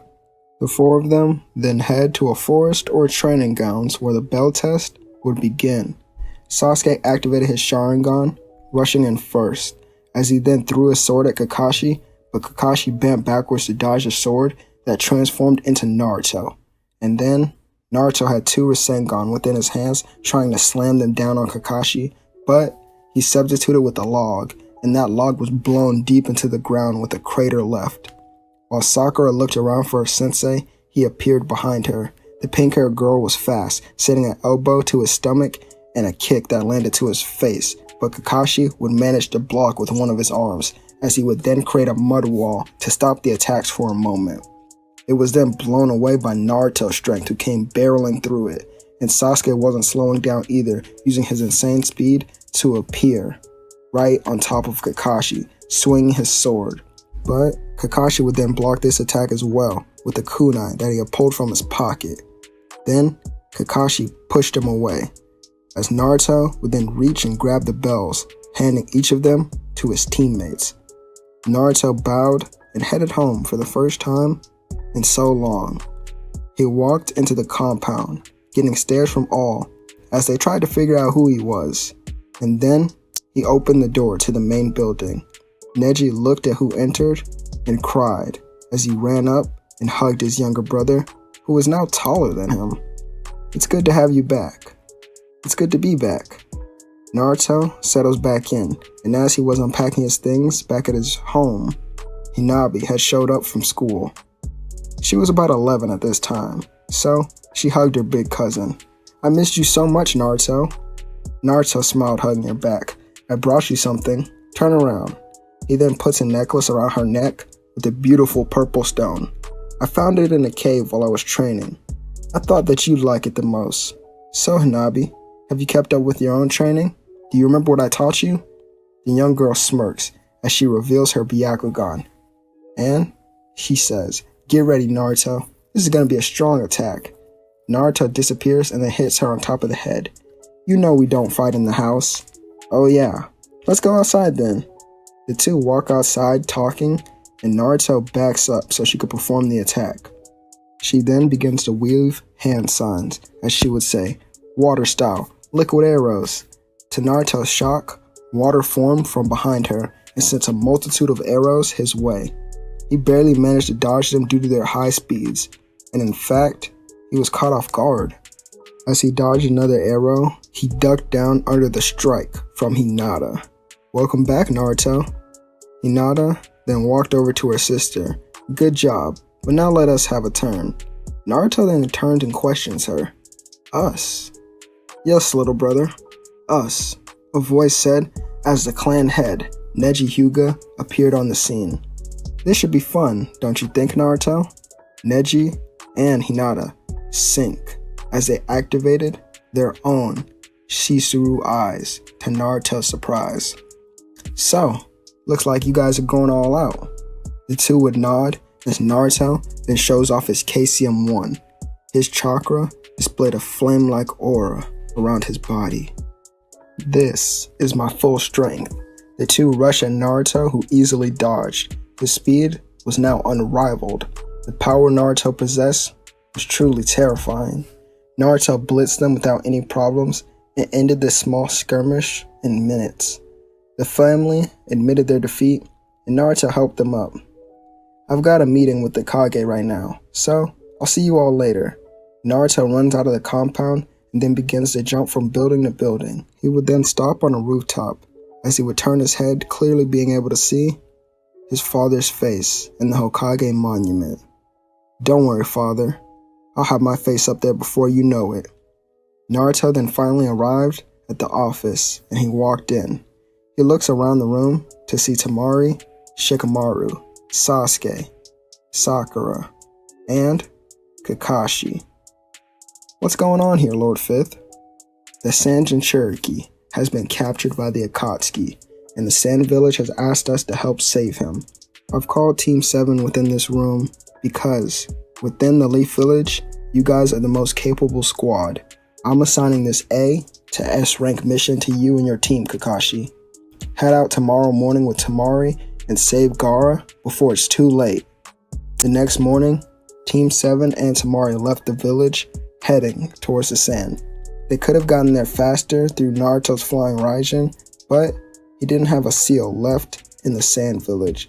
As they began to run through the forest, Temari would explain how Kankuro is in the hospital while Gaara has gone completely missing from her village. It takes them a total of 2 days to arrive in the sand village, and when they do, they first go to the hospital. When they walk in the room, they see an old woman trying to tend to the injuries of Kankuro, but as Kakashi Sensei would walk in the room, she'd run straight at him, trying to stab him, but all 3 of his students give off menacing auras while blocking her attack. "Back off, old lady, or we'll kill you," Sasuke says with conviction. The old woman, or Granny Chio, was then told that this isn't the White Fang. After this, Naruto puts a clone on the body of Kankuro, as it then begins to use the Nine-Tails chakra to heal him and extract the poison to heal his wounds. But I don't think the Nine-Tails has the capability to extract the poison, rather nullify it instead. So, during this time, Neji's team was also sent to the sand to support Team 7. So, Neji got ready and left his 2 cousins in charge. This is when Rock Lee would say, "We need to move fast, guys Sensei, because Team 7 will take all the fun before we get there." Lee then jumps over them, as his sensei was right on his track. Back at the sand, after 30 minutes, Kankuro had awoken. He then gave everyone the intel that he got from his fight. This is when Naruto was told to please save Gaara before it's too late. Naruto smirked. "I'll bring him back before you know it." Far away in the cave, the ghetto statue was summoned, and the extraction process had already begun. Kakashi's dog would still encounter My Guy's team and tell them about the Akatsuki. As they continue to run forward, Neji would activate his Shisuru eyes. After that, they then all heard 360 palm rotation as Kisame was sent back into a wall. He then stood up. Not half bad at all. The fight then commenced as Kisame jumped into the air, launching an aquatic shockwave down. This attack was a large-scale wave of water that came crashing down at his opponents, but from below him, Rock Lee came out of the water, landing a kick to his chin. And from behind him, Neji launched his own attack, landing 32 palms, closing those chakra points. As Kisame was then sent forward, he blocked the kunai with his sword, but he realized it had an explosive tag on it, and before he could remove it, the kunai exploded. After this, loads of ninja tools would come in his direction, as he gets up having to dodge each of them from being submerged in water. And then, he smiled. Seems like this will be fun after all. Back with Naruto, they were trying to find Gaara, and this time, Granny Chio wouldn't explain the tail beast to Sakura because she already knew about it from Naruto. This is when Team 7 comes face to face with Itachi Uchiha. Everyone turned to Sasuke, who began to laugh at his opportunity as he equips his sword and prepared himself. "Itachi, let's do this." Itachi would sigh. "I didn't come here for you, foolish little brother. Our battle will take place in the future, far from this present time." "Wait, impossible. Sasuke, how did you? Itachi would have tried to put Sasuke in the Tsukuyomi, but it didn't work. Itachi thought, there's only one way. Well, a couple of ways to counter this. So, he must have him on Gekyo. So when did my little brother? But his thoughts were interrupted by a sword slash from behind him. It was Sasuke, to his surprise, which meant, as he looked back, Sasuke turned into Naruto. While Itachi dodged the sword, he landed a kick that sent Sasuke back. Seems like my little brother is more troublesome than I anticipated. I didn't think he would try to use teamwork against me. Back with Team Guy, Kisame was having a tough time keeping up with everyone. Rock Lee and Might Guy's speed was too troublesome, and it was increasing. Even for him, having to dodge constantly and dodge ninja tools, and also dodging someone who's trying to close your chakra points from any angle is just making this fight, well, impossible just to take down one, because you can't focus on one person. The teamwork that was on display was in sync, and it was on a different level than he anticipated. But to add on all of this, Rock Lee and his sensei both went into the first gate, the gate of opening. Their auras flared up green, and the speed couldn't be tracked with a normal eye. As Kisame blocked a punch from Guy, Rock Lee had come from above, as he would then yell out, "Leaf Hurricane!" He shouted, swinging his leg and landing a direct kick to Kisame's arm, breaking it. As Kisame was then sent flying. As he headed toward Neji, Neji was already prepared, and he lowered his fighting stance, and within seconds, he landed another attack.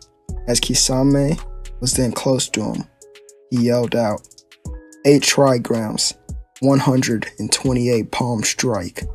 This fight was already over, and Kisame had been captured by the team, but as they tied up, he morphed into liquid, revealing that he was a water clone that was only there to distract them.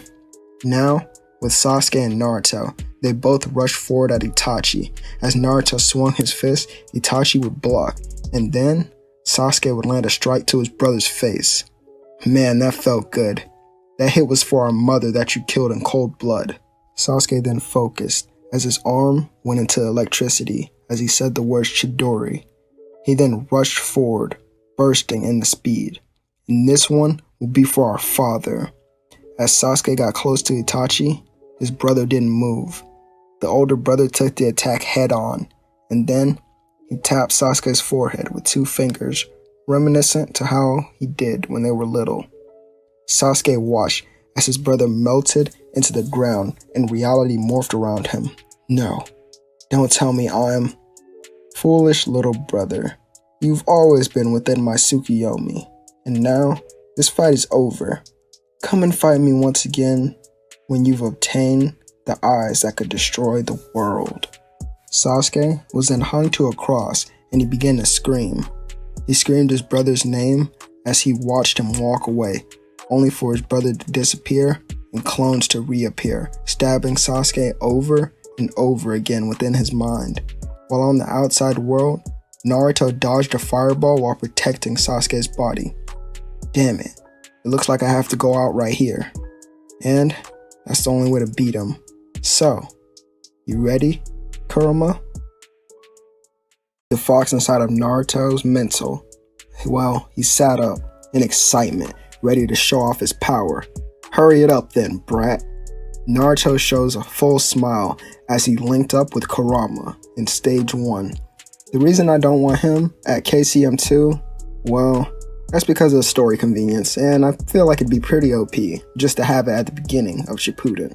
Itachi would be shocked. Even if Naruto was a target, it would take the whole Akatsuki to take him down at this level, and even some of them would still die. As Itachi was getting prepared, Naruto turned into a blur and then slammed his face into his knee. Too slow. As Itachi tried to react, he just couldn't, and Naruto then kicked his spine. Itachi was sent into a tree, but before he could even hit the tree, Naruto appeared. Rasengan. Once landing another attack, this created lots of dust and smoke. When going to look for where Itachi was, he found someone else. Granny Chio looked down below, astonished. It's Yura, a jonin from my village. But how? Far away, Itachi and Kisame smirked as they got up and prepared to leave the area. Kisame, we must tell Pain about the Nine-Tailed Fox's new power. He surely will be the hardest to capture. Team 7 decides to make a new plan, but first, Naruto teleported Sasuke back to the leaf and left him there. Itachi and Kisame during this time would arrive at the extraction area to give intel to everyone else. And when he tells them to be cautious of Naruto's power, well, he may seem unfocused at times, but he was truly 2 steps ahead of his opponent. As Team 7 was resting that night, Naruto fell into a deep sleep, and the next morning, they set off with great energy and high speeds. This time, Team 7 would arrive at the cave the same time as Team Guy. Naruto enters KCM-1 without even speaking to his brother, and then breaks the large rock with one hit. After this, he teleported in and grabbed Gaara from the Akatsuki, but when Naruto looked down at Gaara's body within his arms, it felt cold, and it felt lifeless, as Gaara's eyes were closed. You monsters! You killed Gaara! Why? He didn't deserve this at all. I'll make you pay. When Naruto looks back inside, he can only see a blonde teen and a puppet standing in his way. Kakashi-sensei, do I have permission to kill them, or do we need to extract intel first? Kakashi looks down at Naruto, who was boiling with rage. He wondered how his student could even ask that question when this furious. Kill the one on the right, and keep the blonde alive. Gladly. Naruto rushed forward, and then grabbed the face of the puppet with a chakra arm, crushing it without any resistance. As the blonde get ready to use an attack on Naruto, well, Naruto's hand then punched him through a wall. Everyone else would run outside to chase him, but Kakashi would stay there with Naruto as he got ready to fight a puppet-like creature. It didn't look like Kakashi was going to get any fighting time because of Naruto's pure fury. This is when the real body of Sasori had appeared, but in seconds it was dismantled by Naruto, who sticks his arm straight through. Die. Naruto then uses some of his chakra to combust or explode, getting rid of all the parts of the body. Outside, Might Guy, Rock Lee, and Sakura were blitzing Deidara and his art. He couldn't create clay fast enough to use against any of his opponents, but that wasn't his only problem. While he leaned against a rock for cover, Naruto grabbed his head, slamming it against a boulder and breaking it. Deidara barely managed to substitute out of that fatal attack, but Naruto was right on him. You can't run now. I've got your scent embedded in my memory. The blonde sweat drops as he says, you damn freak of nature, and then he explodes on Naruto. Naruto's laughter after the explosion then rings through the forest into Deidara's ears as he would be hiding behind a tree. The tree then begins to fall as Naruto kicks it down from the bottom. There you are. Deidara jumps up and then sends clay dragons and birds down at Naruto, who only sends a wind attack up at him. While mid-air, the blonde was hit by Naruto's clone that sent him back to the ground. Naruto walked over and picked him up by his hair, and then punched him in the face over and over. Who did this to Gaara? Answer me. Answer me, idiot. Naruto continued to punch him over and over until blood came on his knuckles. Naruto finally calmed down, standing back up. And then he turns around, walking away, believing the fight to be over. You know what, Nine Tails? You're just a big softy. You can't finish anything that you started. Your art is full of rage and hatred, while mine is graceful but explosive, never dimming in taste. Don't worry, one day you'll look just like that red-headed friend of yours. At this very moment, Naruto stopped walking as he snapped. He just snapped for some reason. His thoughts went to Gaara, and then to other Jinchuriki who he didn't know. And this, well, then he thought about himself and how this would affect Neji. Naruto let everything go. Instead of using KCM-1, Naruto relied on his power as he walked over and looked down at Deidara with disgust in his eyes. There was no emotion left as the Shisuru eyes had appeared on him once again. When everyone else caught back up to Naruto and Deidara, they looked forward seeing Deidara laying against a tree. But something was different. Something was off. Tenten was the first to notice as she covered her mouth and then walked to a bush and threw up at the sight of Deidara's missing arm. It then began to rain in the area, and Naruto was seen looking up at the sky while Deidara held his other side in pain. Deidara was too scared to move, not knowing what Naruto would do next, but he then watched the brown-haired teen turn to him slightly. Naruto's chakra began to leak from his body as the air around him became stiff and menacing. Naruto's whiskers became jagged and his teeth razor sharp. As rain hit him over and over again, Naruto looks down at Deidara. The blonde will feel true fear at this moment as he looked right into Naruto's face and directly at his red eyes that harbor a vertical slit. "I'll kill you." Naruto squats down, getting face to face with them. "Who's your next target? Answer me right now." Deidara stayed silent, and this is when the Leaf Shinobi watched from afar as Naruto ripped off one of his legs. "I said tell me who's next, and tell me how to bring Gaara back to life." "You can't, you idiot." Naruto stood up for a moment, and then paused. "What did you just say?" "You can't bring your little Jinchuriki friend back to life." "Well, I guess now he'd just be considered a regular shinobi." Deidara says as he coughs up more blood. Naruto had enough as he turned back to his friends and created a shadow clone that teleported them all away from the area. They would then hear a loud explosion coming from the direction that Naruto was in. They start to walk back, and what they see is a large crater and Naruto kneeling while in it. Why? Why do Jinchuriki have to suffer so much for the sake of a village? We didn't ask for this power. Forget a power. It's just truly a burden. And what's more, we always face discrimination from the people we live with every day. That takes a toll on a person. Don't they know that? Today, I promise to protect every Jinchuriki. Kurama, send out a telepathic message to the rest of them. Well, the ones who are alive at least. We're heading out to meet them all right now. Naruto turns back making a clone and then vanishes from everyone's sight. Naruto then began his journey in the direction of where the 2 and 8 Tails are. They both reside in the land of lightning. Naruto's clone then relays his plan to everyone as it would then poof, disappearing. Because of Naruto's words and how important Gaara was, Granny Chio decides to give her own life to resurrect him. Days later at night, Naruto arrived. He decided not to sneak in, but to try to use words or lie to the guards. He told them that he had a message from the Leaf Village and he just needed to see their Kage for at least 5 minutes. But what happened wasn't predicted by Naruto. Naruto watched as Killer Bee and Yugato Ni as they would then come to him. The woman with light hair spoke first. "You're the Nine-Tails Jinchuriki, aren't you?" Naruto nodded. "Come with us. We'll take you to the Raikage." Naruto follows them through the streets into their Kage office.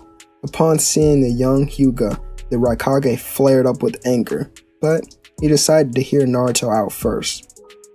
"I'd like to hunt down the Akatsuki, but as it is now, I'm not sure if I'd win by myself, so I'd like to borrow your Jinchuriki and the Jinchuriki from many other villages to create a team. I want all of us to make a team together to take down the Akatsuki for the world." The Raikage stopped Naruto right there. "What do you mean by all 8? There should be 9 in total." Naruto choked up as he was thinking of Gaara. "One of us was already killed and had their tail beast extracted from them. I came here first because I assumed that they were going in order of numbers, meaning that the 2 tails would be next. So, what do you think?" "No way I'll let my Jinchuriki join your little squad." The room then became pitch black. I didn't think you would.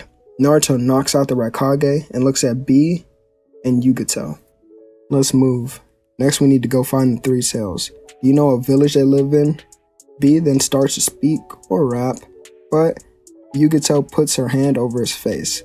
No rapping right now. We're trying to be a little serious. Just follow me, Naruto. I'll lead us there. Weeks of travel would then go by, and the team, well, they would learn that the Three Tails had been gone for many years. Naruto slams his fist through a tree in anger. Damn it, that means there's only 7 of us. Both of you, touch my shoulders now. I need to get us closer to the land of stone, and fast.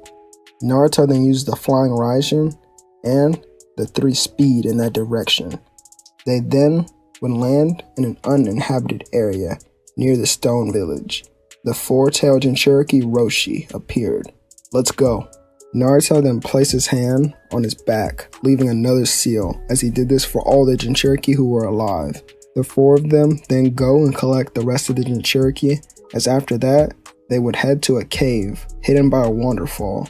Don't ask me why, that's always my go-to option. I just like that idea the most, and it seems it's like the best way to hide people with such large chakra like that. Naruto uses his clone to build houses for each one of them, and it would sit there around a fire as they would all gather around and dive into their minds, linking them together. They opened their eyes and they were all in the area with the tailed beast sitting or laying behind them. Naruto spoke first. So, this is the rest of us who are alive. We can't hunt down the Akatsuki as it is. We need to perfect our power and our links with the tailed beast. Luckily for all of you, I know exactly how we should do that. I've already made the basic pact with Kurama. Everyone then looked at Naruto confused and asked him to explain what he meant. But Killer B chimed in as he explained it all in a rap. Naruto then showed them the power of KCM1. But he says, this is just a sample of Kurama's power, but I believe all of you can sync with your tailed beast. It just takes a little practice, and the best way for us Jinchuriki to gain practice like that is through fighting. So, you'll practice against me. Fu then said, you want all of us to fight you? Like just you alone? Naruto smirked, turning to Kurama. You hear that? She thinks I'm alone. That's the problem right now. Us Jinchuriki always think that we're alone when we have our partners always with us until our very last moment. Alright, you're up. Kurama then sits up.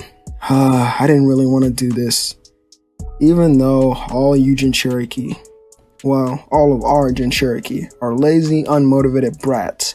Naruto then turns around. Hey, see what I mean? We have to admit that they've had it tough, and it's neither our fault nor theirs for how tough their lives have been going. Me and Naruto made this team to do 2 things.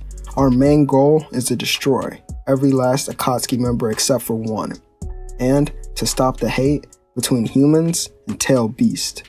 Roshi, the 4-tailed Jinchuriki, then asked, what do you mean by every Akatsuki member except for 1? Shouldn't we kill all of them? Naruto then replies, their member Itachi Uchiha will be left alive. I've already given someone that task of killing them. I know that they have all the facilities, but they just need a little preparation, as they should be waking up right about now, far away from this cave, back in the Leaf Village, in a hospital, where Sasuke had finally broken the genjutsu and awoke from his slumber.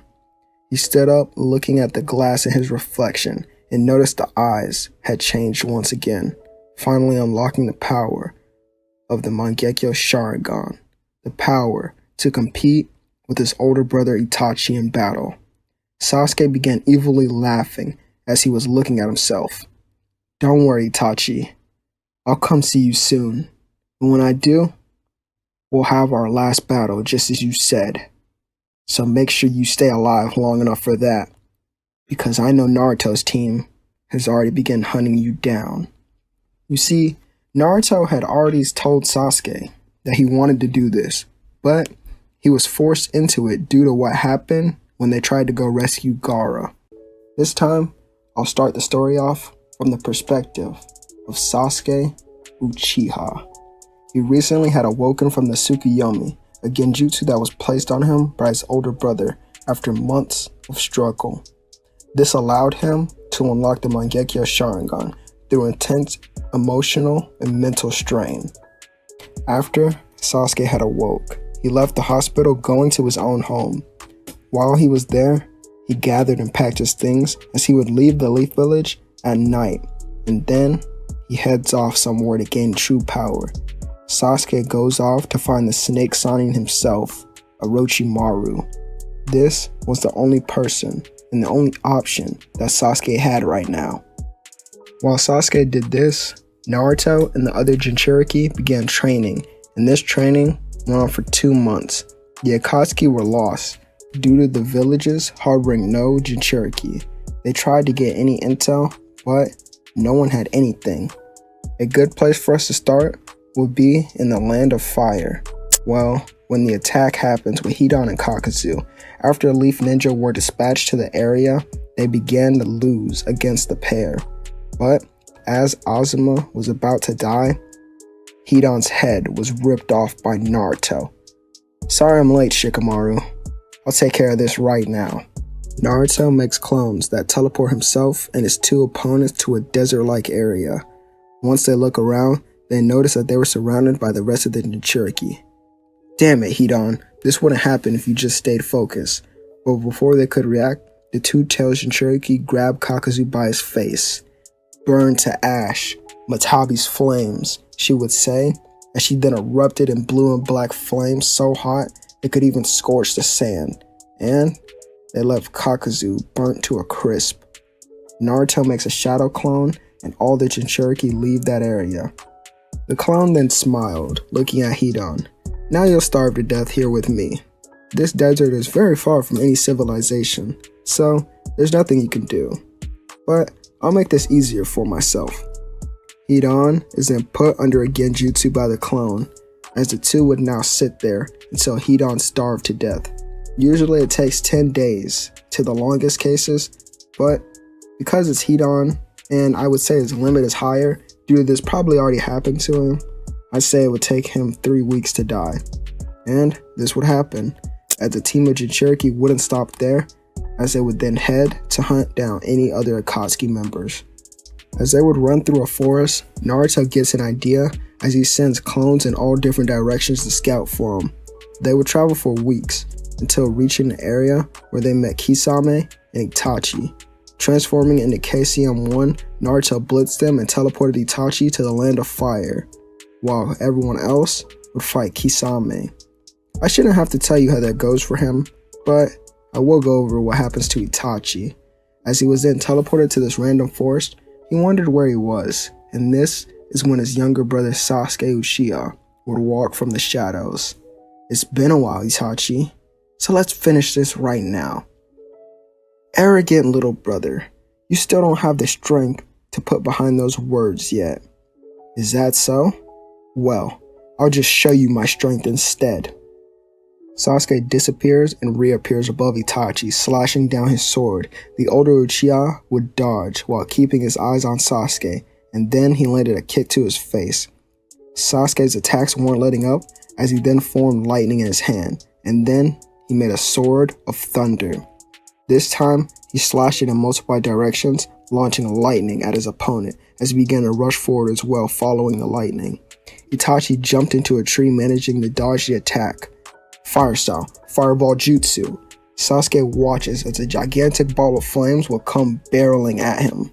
But when the dust settles, Itachi is surprised to see that Sasuke was using the skeletal form of the Susanoo to block this attack, which meant that he had unlocked the eyes, known as the Mangekyo Sharingan. At this moment, his brother wanted to smile, being proud of Sasuke, but he kept up his act. Sasuke, my goals have now changed due to this. I don't want you to get any more stronger. Today, you will die, and I'll steal those eyes, taking them for myself. Sasuke laughs, as he then creates an arrow of black flames. Blaze style, void arrow. As his Susanoo would then shoot the arrow, but Itachi would use his own Susanoo that would block it. The two Susanos, after a minute or two, would dissipate due to both of the brothers succumbing to the effects of the eyes that they possess. Nevertheless, they continued their fight. Sasuke had become more superior in hand-to-hand combat, so he kept Itachi at arm's distance. As Itachi would then try to hit Sasuke, he dodged, and Sasuke used his brother's hands to help form a jutsu. In an instant, Sasuke slashed across Itachi's chest with a lightning blade, but his brother turned into crows, mocking his ignorance. You may have those eyes now, but what truly separates you and me is experience. I fought life-threatening battles wherever I go, where you barely risk your life.